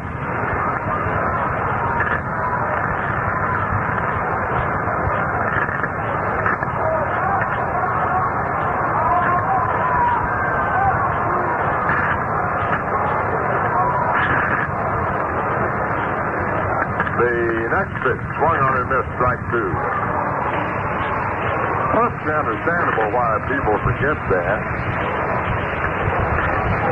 It's human nature, but on the other hand, you have to have certain rules to maintain order.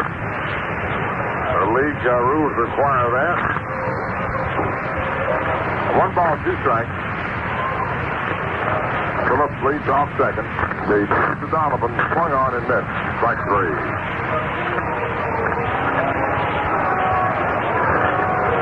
Here's Louis Aparicio, grounded to second, to third, to second, and slashed the single off the pitcher.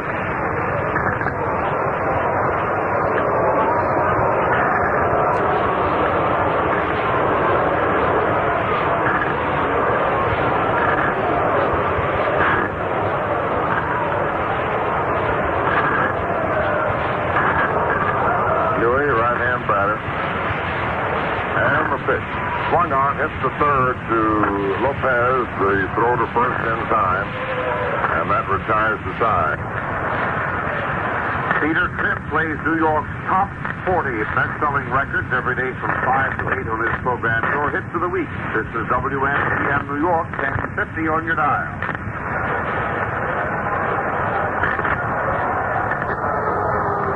First half of the seventh inning. Mantle, Sebring, and Skowron. Mantle nothing for 2, and he has re-injured apparently his ankle as we watched him batting. Donovan swung on and fouled off to the left of the plate, out of play, strike 1. Hitting .305.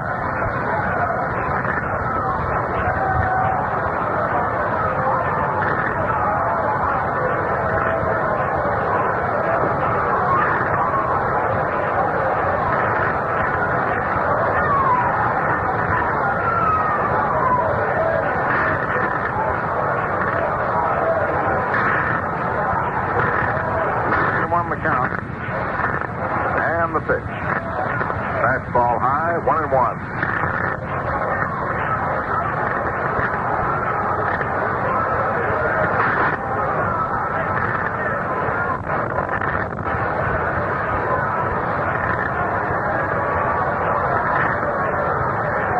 The 1-1 pitch. Inside, ball 2. Mickey trying to duck away, limps back. I don't know whether he hurt his knee or that ankle. I trying to think when he did it. I know first game he tried to steal, and he had beaten the throw, but he bounced off of the bag. He didn't fly, and Aparicio tagged as he lost his balance momentarily. The 2-1 pitch swung on to high fly ball to left field. Rivera getting under it and makes the catch. Mantle is retired. So I'm just wondering whether he intended to slide and didn't slide, or made up his mind, or the indecision. But somewhere along in there, he hurt himself, and it could have been there when he tried to steal. He bounced off the bag, might have intended to slide and changed his mind when he was standing up. Norm Sebring grounded to short and grounded to first, hitting .263. Delivery in there, strike 1. 4-0 favor of the White Sox, who won the opener 9-2.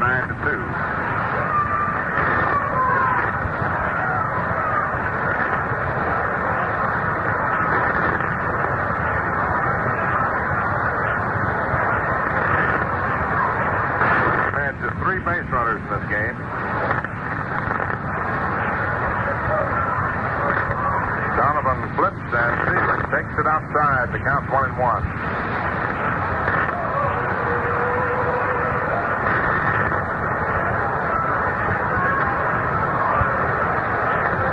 Yankees are home next Friday night. Doubleheader next Saturday. Next Sunday. Sebring takes it inside. And again, a reminder of the makeup game next Wednesday night. Rather a week from Wednesday night, the night of July 8th, the day after the All-Star game, with Ted Williams and company. And the doubleheader with the Indians on the 15th. There's a great week in there. The Yankees, by the way, have only 9 playing dates in the entire month of July at the stadium. Sebring cracks one to first. Torgey up with it, outruns Sebring to the bag, and there's 2 away. The way the schedule breaks, there's just 9 playing dates in the entire month of July, or 10 rather, with a makeup game with the Red Sox. So some of you who don't have schedules and some who have and just don't look at them, like a lot of us don't do sometimes. So make your plans to be at the stadium next weekend, and then there's one great week coming up. Right now, the Moose takes the strike. Friday night, July 4th and July 5th, the Yankees are home with the Major League's leading home run hitter, Killebrew, and Allison and Lemon up there among the first 6, and Seaver's back in action. They'll be there all next weekend. The happy home run hitters. Swing and a miss by Skowron. Or the home run happy hitters, I should say, but it's that way. But the makeup game of the Red Sox tonight the 8th. But there's the big week I'm talking about. Starting Tuesday night the 14th, a split Eastern trip. From Tuesday night the 14th through Sunday the 19th, the Indians and the White Sox. Next pitch to the Moose. Swung on and popped up into the air. Aparicio moves in at the mound, and he has it. And the side is retired. No runs, no hits, no errors, no one left on. The end of 6.5 innings. The White Sox 4, the Yankees nothing. 7 innings. I tell you can't beat this great game of baseball for thrills. And you know something else? There are millions of folks who agree on a great beer, too. They're the folks who've made Ballantine the largest selling beer in the East. They've tried other brands, and they found that some are light enough, but they're too light on flavor to really refresh you. Ballantine beer is the crisp kind of light, the kind with true lager flavor. Ballantine proves the beer can be truly light and still deliver all the delicious lager beer flavor you want. That's what makes it the crisp refresher. For honest, refreshing flavors you've never had it before, treat yourself to a tall, frosty glass of Ballantine beer, the crisp refresher.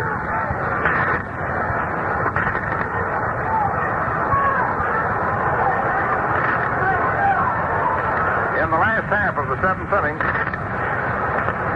Nelson Fox, Earl Torgerson, and Harry Simpson will be the first 3 men up. In the first inning, for those who just tuned in, Fox doubled, Torgerson walked, and with 2 outs, Lawler hit a 3-run homer. And after Rivera's single, Larson went out, Cronstad came in, got side out, and in the 3rd inning, gave up a double to Lawler, and went to 3rd on in the 2nd inning, gave up a double to Donovan, who moved up 2 bases. Moved to 3rd on infield out, scored on Fox's sacrifice fly. The Yankees had just 1 hit. Nelson Fox, who doubled to right, hit a sacrifice fly to right and single to left, takes the pitch for a ball, is hitting .326. The delivery curve is in there for a strike. He has an average of getting on base against the Yankees, which does not include errors, of .516. This is base hits and walks and hit batsmen. So over half the time, he's been on base against New York. So he's real big against the Yankees. He's good against anybody. Robert Chance delivers, swung on, fouled off, out of play, back to 3rd.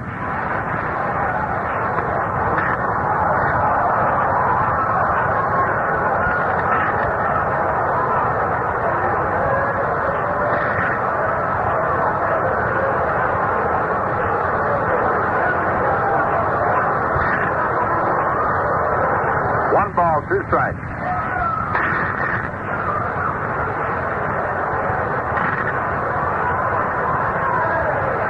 The pitch. Swung on, ground ball hit second. Bobby Richardson up with it, flipped on to Scown, and Fox is retired.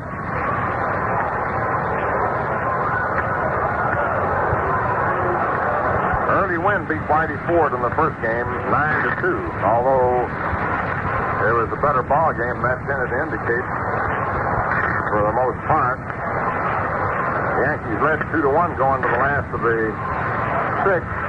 When Johnny Blanchard let Fox's fly ball drop for what was scored a double. Earl Torgerson takes inside. So Whitey Ford went to work with a run on second and nobody out. Lawler hit a 2-run homer. And Batty hit a 2-run homer in the inning. And the White Sox were off and running, and they got 3 more the next inning off Jim Coates. Cargate takes the curveball in there. Strike 1. Lawler's 3-run homer today. The Yankees have been victimized by homers yesterday in the days. Simpson's 2-out grand slammer in the 8th inning yesterday won the game for Chicago. Pitch is swung on and fouled off back to first, and it's out of play.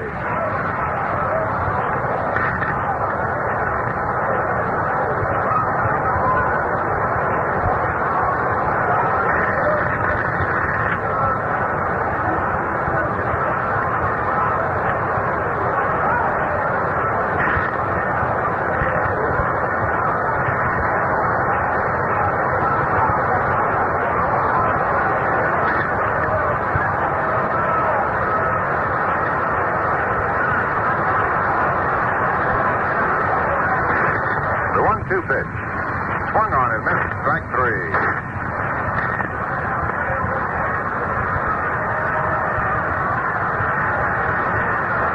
Earl Torgerson. Strikes out.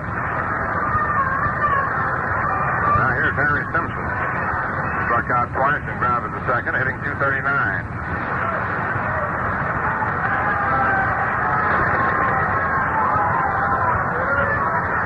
Harry swings and misses. Strike 1.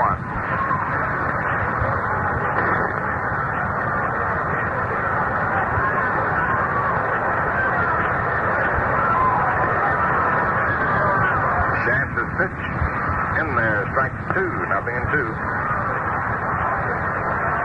Bobby's looked pretty good lately.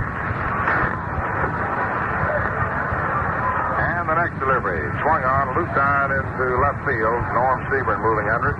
To catch. Side's retired. No runs, no hits, no errors, no one left on. At the end of 7 innings, Chicago 4 runs, 9 hits, no errors, and 6 left on. And the Yankees, no runs, 1 hit, no errors, and 2 left on. How about trying some Valentine right now? Crisp kind of light with 2 lager flavors. Valentine beer, the crisp refresher.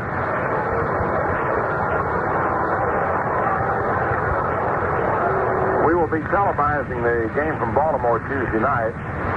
Radio tomorrow night from Milwaukee. Radio from Baltimore Wednesday night, Thursday night. And we hope you'll be out in person at the stadium next Friday night, the July 4th doubleheader, and next Sunday. You come on out. Just 10 playing dates in the entire month of September. Wow. It's been a long, this is a fast year. In the month of July, there's 10 playing dates. So, hurry on out, yeah? We'll see you later. Here's tomorrow.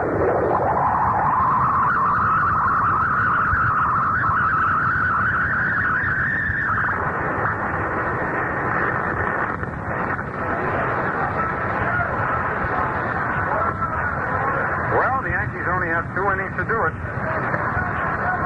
Yogi Berra will be leading off. Yogi walked and struck out. 0 for 1 in this second game.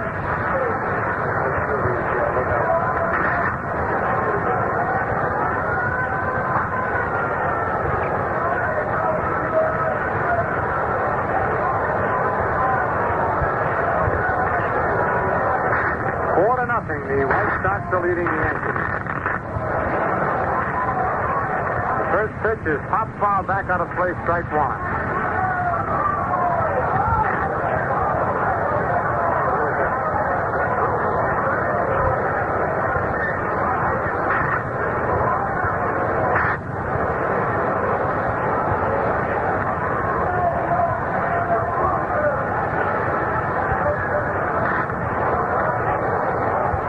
Strike pitch is hit deep to right field, way back there. Simpson digging. It's a home run for Yogi Berra into the right field sink. The Yankees' first run here in the second game. It's only the second hit off Donovan. And it's now a 4-1 ball game as Yogi lines a homer just inside the foul pole down the right field line. For Yogi, his 8th home of the year is 27th RBI. So the Yankees finally break the ice against Donovan. Here's Gil McDougall, who hit into a double play and walk. Gil batting .258.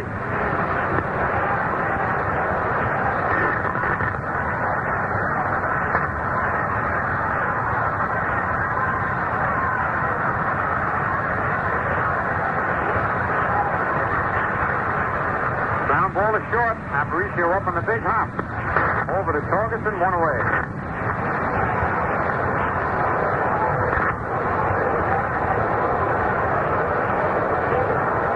Brings up Bobby Richardson. Bobby popped to second base and bounced to third base, batting .298.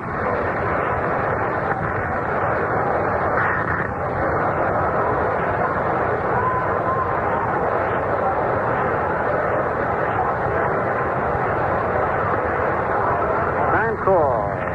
At the plate, Richardson wants to get set.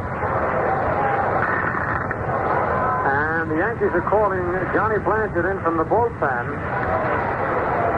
And it looks like Blanchard will be batting for Bobby Shan. Johnny Blanchard is coming in from the bullpen. All right, he's in the Yankee dugout now. Richardson steps back in the batter's box. One out, nobody on. One run in. Yogi's homer. It's a 4-1 ball game in favor of the White Sox. Sox won the first game 9-2. Pitch to Richardson is a curve over, strike one call.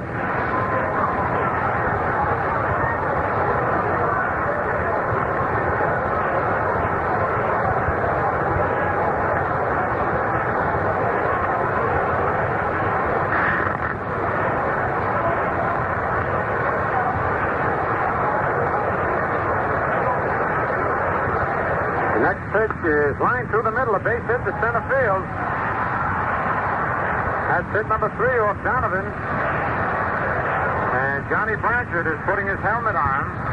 And we have action in the White Sox bullpen with that base hit. A hurry-up call to the bullpen.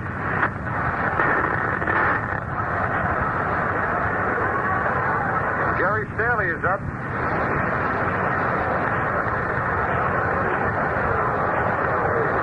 Looks like Art Ditmar up in the Yankee bullpen. Both bullpens hurrying.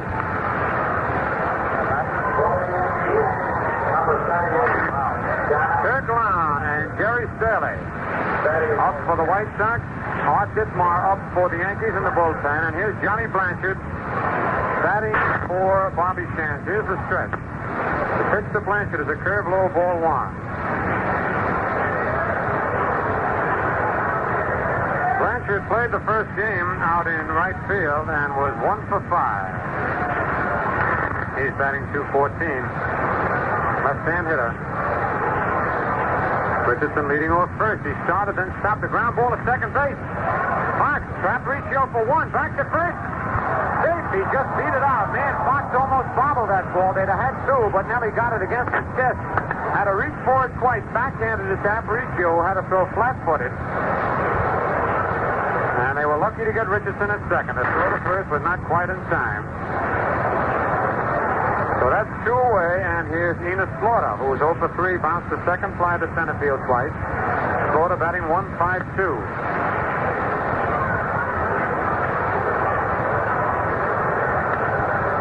Richardson wanted to go that time, and had he gone, he'd have beaten the throw to second. The Yankees would have had a rally going.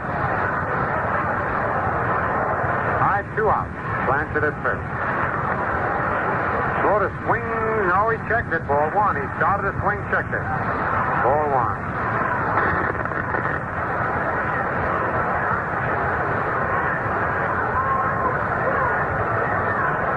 Ryan Duran is up in the Yankee bullpen, too. Jim Pisoni is going out to run for Blanchard. Jim Pisoni put in a run for Johnny Blanchard.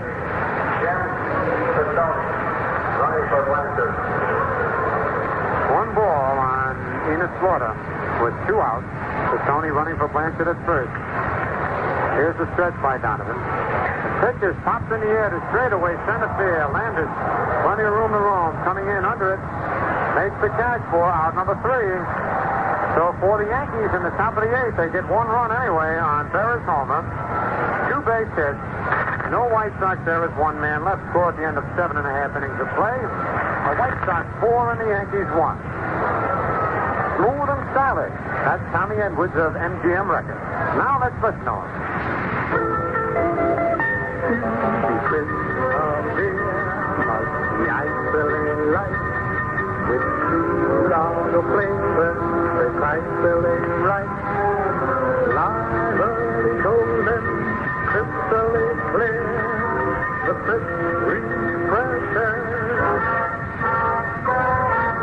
Valentine beer. Hey, get the cold beer. Hey, get the Valentine. Hey, get the cold, cold beer. Get your ice cold Valentine beer.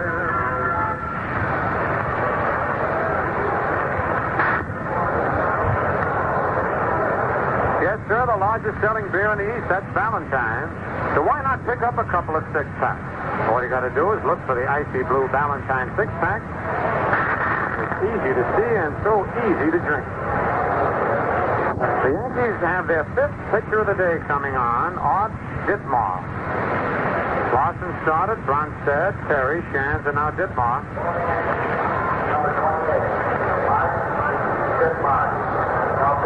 Ditmar is making his 19th appearance of the year. He's won 6 and lost 5. And he'll be facing Sherman Lala, Jim Rivera, and Bubba Phillips here in the bottom of the 8th inning. Let's see who's coming up for the Yankees in the top of the 9th. Lopez, Mantle, and Sebring, and then the Moose if somebody gets on. So they got a good fighting chance to get back in this ball game.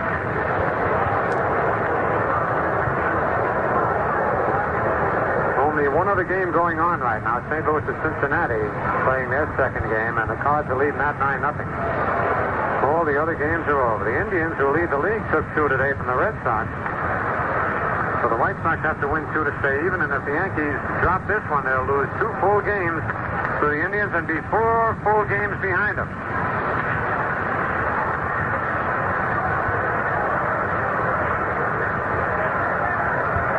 All right, Sherman Lala, who homered, doubled, and bounced to short. Lala batting .276. He's driven in 3 runs in this game. At home in the first game with 2 on. And 2 out, by the way. All right, Art Ditmar ready. The right-handed first pitch is a slow curve over strike 1 call.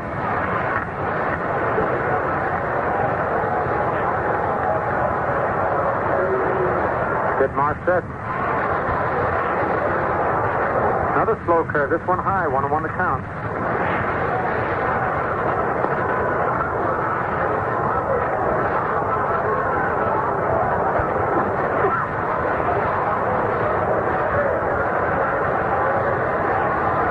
Ditmar gets ready for the 1-1 pitch, then steps back off the mound. Now he's ready. Curve is outside, ball 2, 2-1.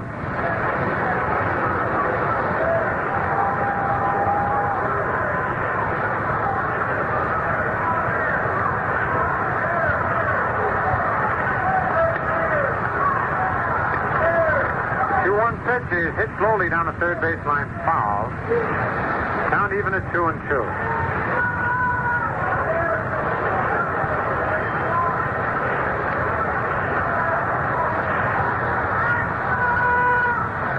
Two strikes, nobody out. Nobody on the run at the bottom of the 8th.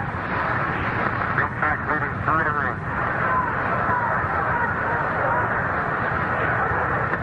We got Starling and Ron Sanderson up. Up as a ground ball backhanded by McDougal. The long throw to first in time to get Lala. A nice play by Gill, who took a base hit away from Sherman Lala.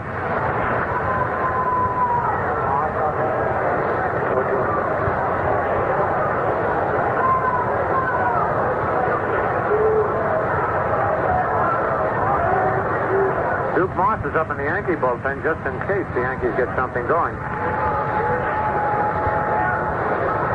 Billy Pierce is up in the White Sox bullpen, and Barry Lappman. Here's a pitch to Rivera. It's a curve over strike 1 called. Rivera has single to center, fly to right, and struck out. Jim batting .288. 1 out, nobody on. Changeup is hit on the ground at second base. Richardson in fast up with a throw to Skowron to away. 2 out, here's Bubba Phillips. Bubba's 2 for 3 this game. A single, a double, and a bounce out to second base. Phillips batting .280.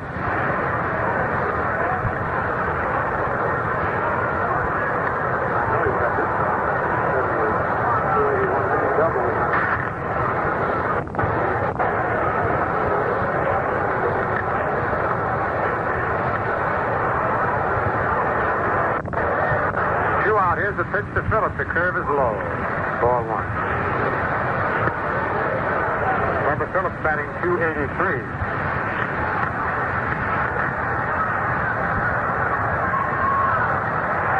1-0 pitch is a curve low. Ball 2, 2-0.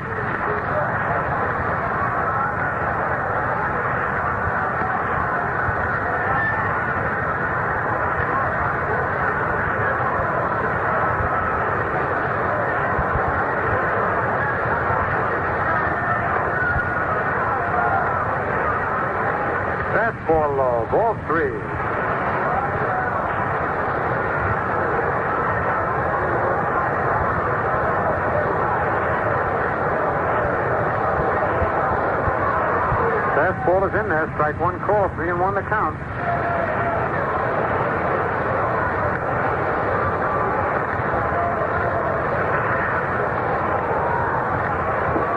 Ball four. He lost him. Whitmore walked. Bubba Phillips with 2 out here in the bottom of the 8th, and the White Sox leading 4-1. Here's Jim Landis, who flied to center, bounced to the box, and bounced to short. Landis batting .238. The Reds came up with 8 runs in the 8th inning. How do you like that? It's a 9-8 game. The Cardinals were leading 9-0 going into the 8th, and Cincinnati scored 8. Curve over, strike one call.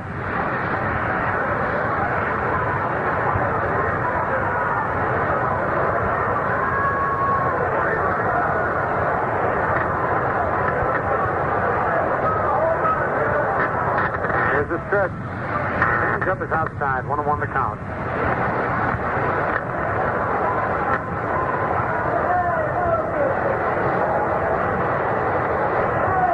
Darwin holding first against Bubba Phillips.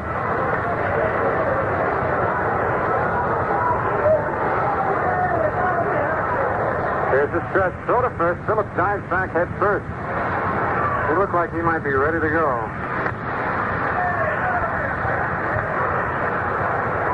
Whitmore stretches. Curve is low, ball 2, 2-1.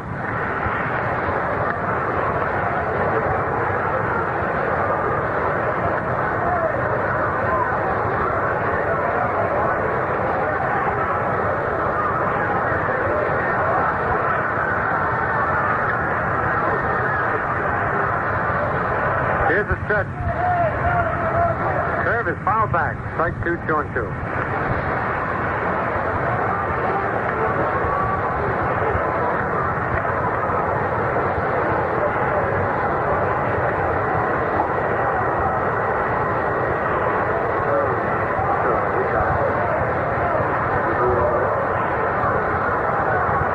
Balls, 2 strikes, 2 out. Bubba Phillips leading off first base. Here's the stretch. Curve is fouled back. Landis has a light.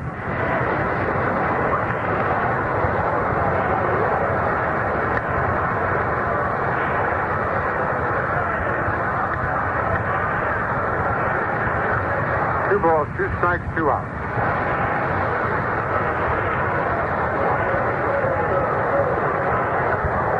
2-2 pitch is ball 3. He checked the swing in time. Full count on Landis.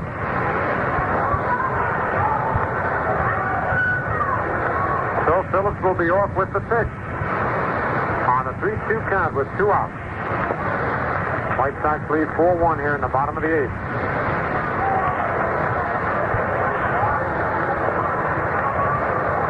The stretch. There goes the runner. The curve is fouled back out of play.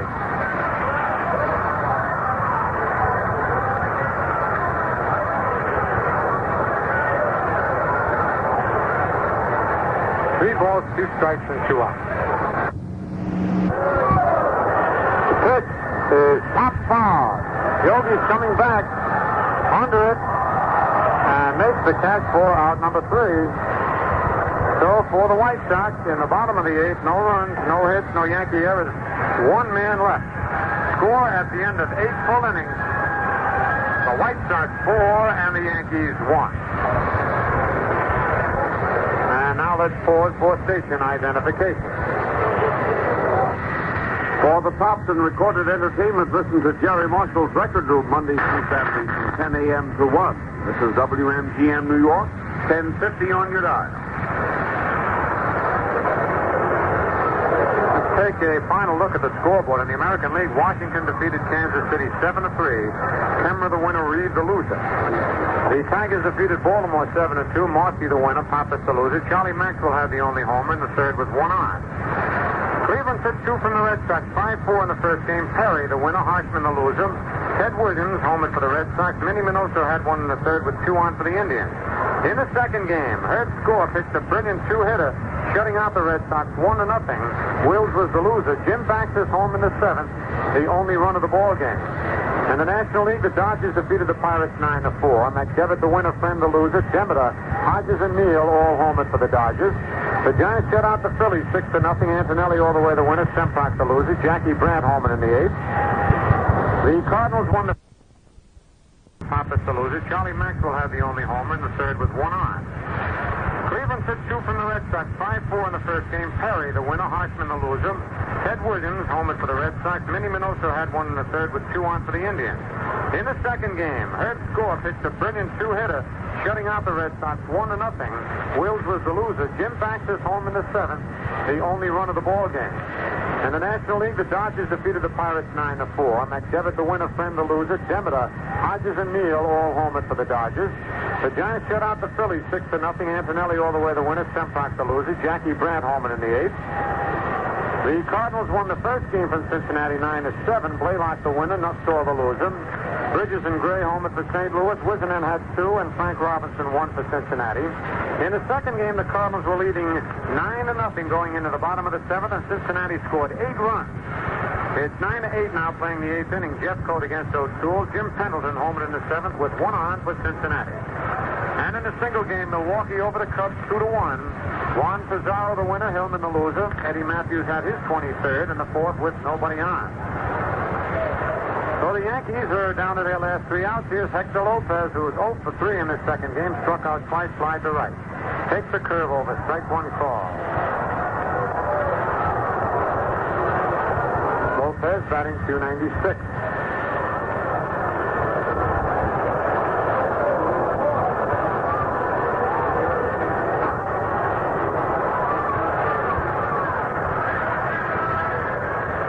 On deck, Mickey Mantle. Donovan's next pitch is a curve, a little bit low, ball 1-1-1.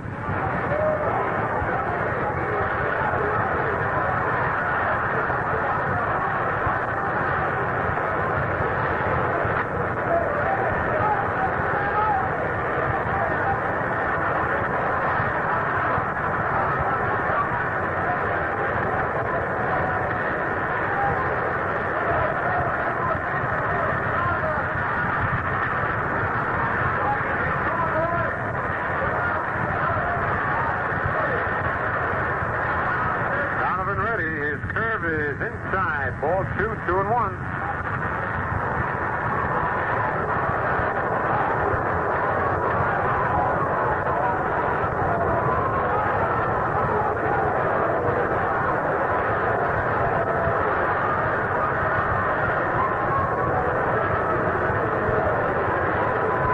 The 2-1 pitch is a ground ball to third. Phillips up on 1 hop.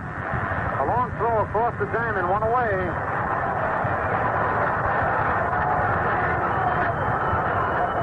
Here's Mickey Mantle, who's 0 for 3 in this second game. Flied to left twice and bounced to first base. Mantle batting .304. Mickey was not picked on the first All-Star team. He made the second All-Star team. The only Yankee to be picked was Bill Skowron.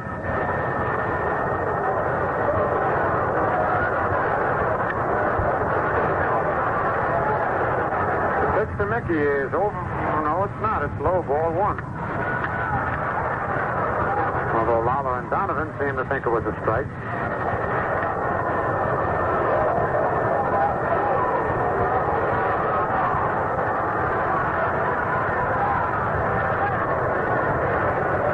Mantle and Skowron were the only 2 Yankees to make the first and second All-Star team. Skowron made the first one. Mantle the second. The 1-0 pitch is line to left center field. That's in there. And for extra bases, the ball gets off Rivera's glove. Picked up nicely by Landis to throw to second, and Mickey's in with a double. That was a pretty play. Jim Landis backed up Jim Rivera, and the ball bounced off Rivera's glove right into Landis' glove, and they held Mickey to a double, or it might have been a triple. So Mantle gets the 4th base hit off Dick Donovan.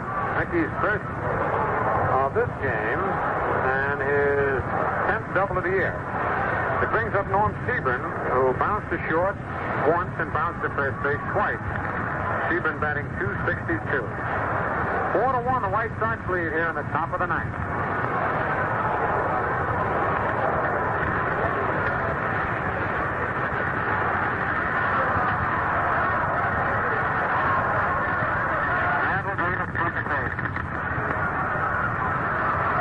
Steven is inside ball one.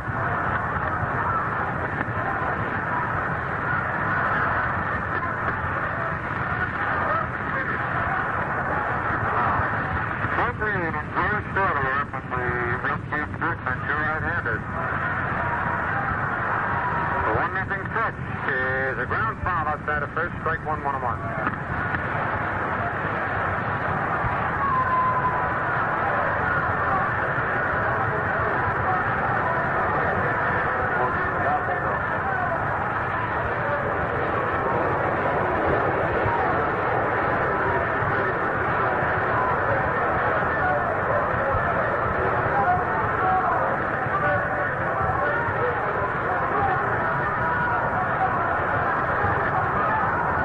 The pitch is in there, strike two.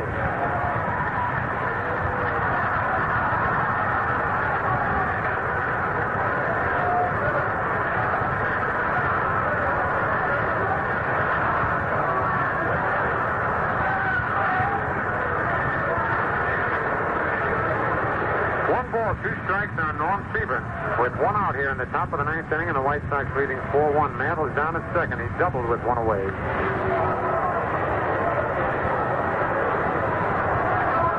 Pitch is fouled back in the upper deck.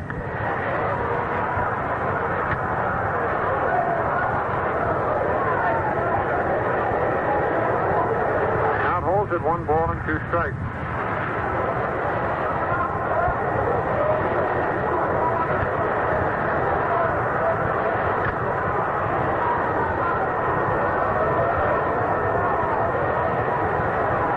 With a new baseball ready out on the mound. The pitch is inside, and the count's even at 2-2. Donovan trying to keep another runner off base because that would bring the tying run to the plate. And he's got Skowron and Berra to follow Siebert. So he's not out of the woods yet.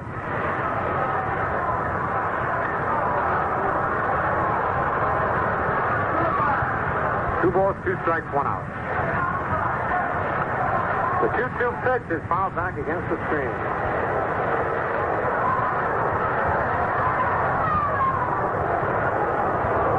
Nobody's leaving their seat.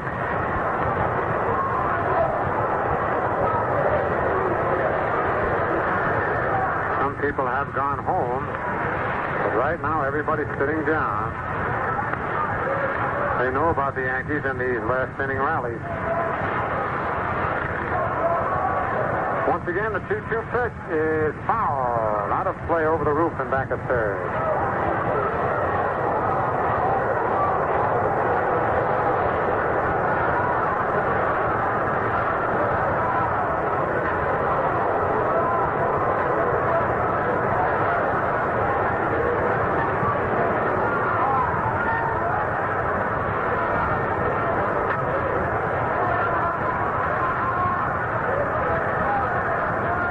Two strikes, 1 out.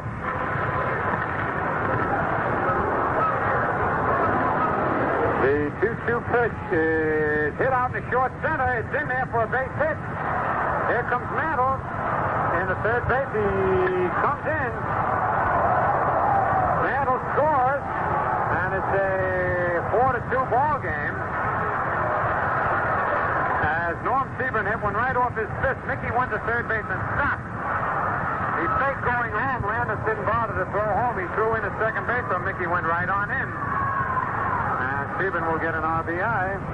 And it's a 4-2 ball game. And here's Bill Skowron, the tying run at home plate with one away. Stephen at first base. And on deck, Yogi Berra. So Donovan has his work cut out for him. Landis could have thrown home to keep Mantle from scoring. Here's Here's the pitch to Skowron. It hits his bat, strike one as he tries to get out of the way.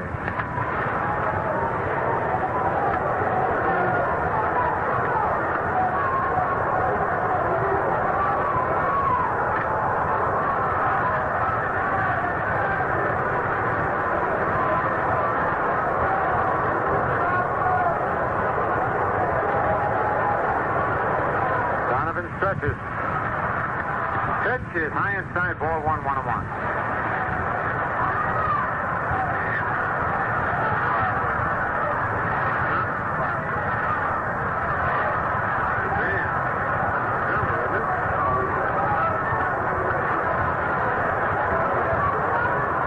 One strike.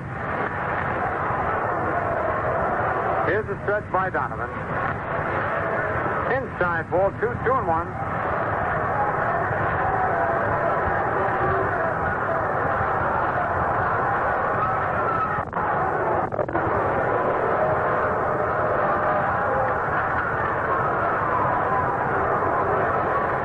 Two balls, one strike on Skowron. Here's the stretch. The pitch is low outside, ball 3-1. And Yogi has to throw the rosin to Bill Skowron. The Moose realizes he's got Donovan on his spot. Dick might come in with that fastball. Moose wants to park it. He can tie up the score here with a long blast. 3-1 to count, one out. 4-2 the White Sox lead. We're in the top of the ninth. The Yankees have already scored one. Stephen is at first. Skowron represents the tying run at the plate.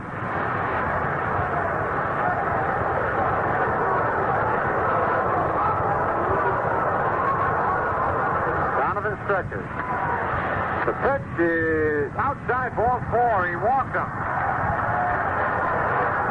That's only the third base on ball given up by Donovan, and here comes Al Lopez out.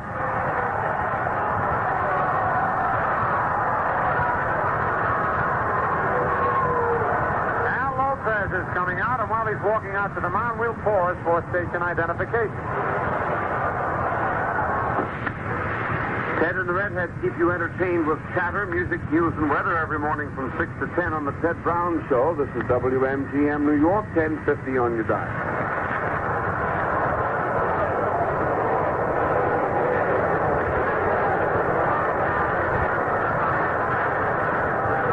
Rossetti is talking with Norm Stephen at second base, while Al Lopez is talking with Dick Donovan and Sherman Lawler, and they're calling for another pitcher. Donovan is leaving.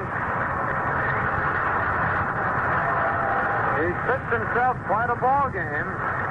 Had a one-hitter for 7 innings.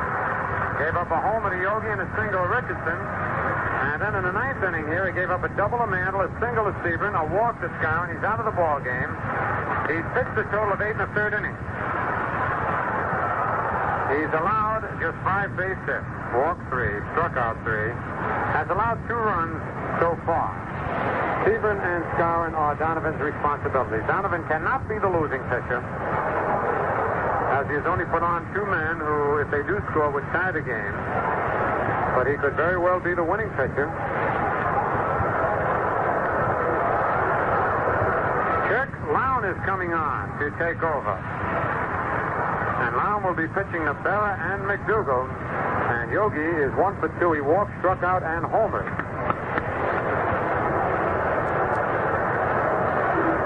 Berra batting .246.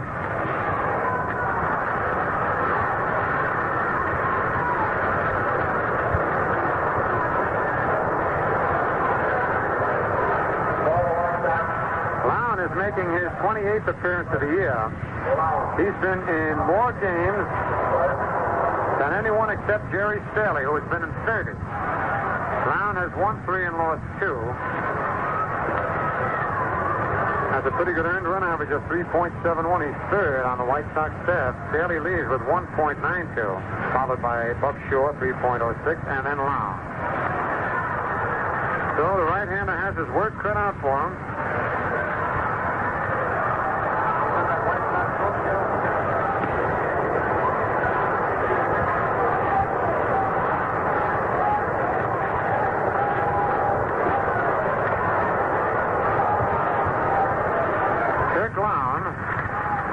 Is 6 6 feet 185 pounds.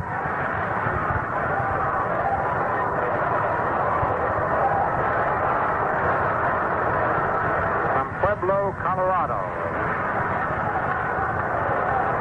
All right, Yogi steps into the batter's box. 4-2, the White Sox lead the Yankees. We're in the top of the ninth. One man's out. Stephen at second, Skowron at first. White Sox won the first game 9-2. Here's Loud into his stretch position. The pitch to Yogi is foul back, strike one. And Yogi wasn't waiting for anything. He went after that first pitch.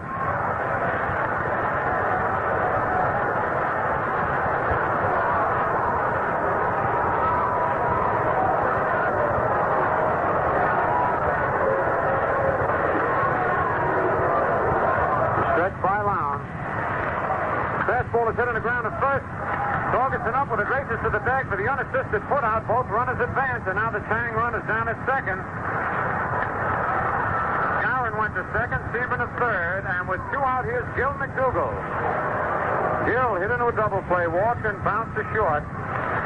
McDougall batting .257.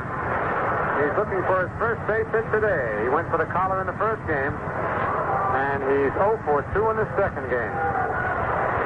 Tying run is at second base.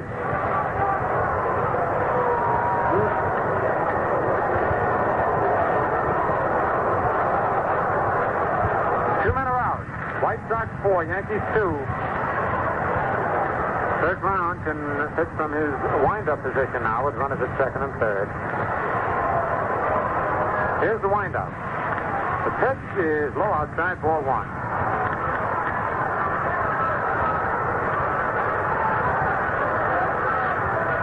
Casey Stengel walking up and down the Yankee dugout. It's a big game for the Yankees. They'd love to get this.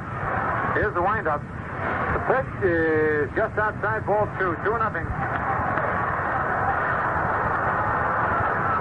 The Indians have already won 2 games. And they'll pick up at least 1 full game on the Yankees. Even if they split, the Yankees lose, they'll be 4 full games behind the Indians. Here's the windup. The pitch is strike 1 as Gil went after the changeup curve and didn't get it. 2-1 the count. Brian Duran is up in the Yankee bullpen. Should the Yankees tie it up, the big fireballer will come in. Jerry Sterling is up in the White Sox bullpen. 2 balls, 1 strike on McDougall. A windup. The curve is hit high in the air to short right center.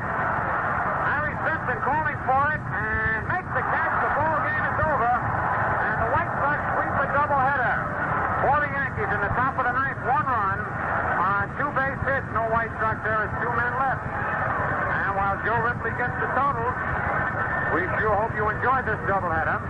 But now I'm going to help myself to something I know you'll enjoy: the Crisp Refresher Valentine beer. The crisp kind of light with true lager flavor. And that's Valentine. No wonder it's the largest selling beer in the East. Here are the totals. For the White Sox, 4 runs, 9 hits, no errors, 7 men left. For the Yankees, 2 runs, 5 hits, no errors, and 5 men left. The winning pitcher, Dick Donovan, who was 1-5 and lost 5. The loser, Don Larson, who was 1-6 and lost 2.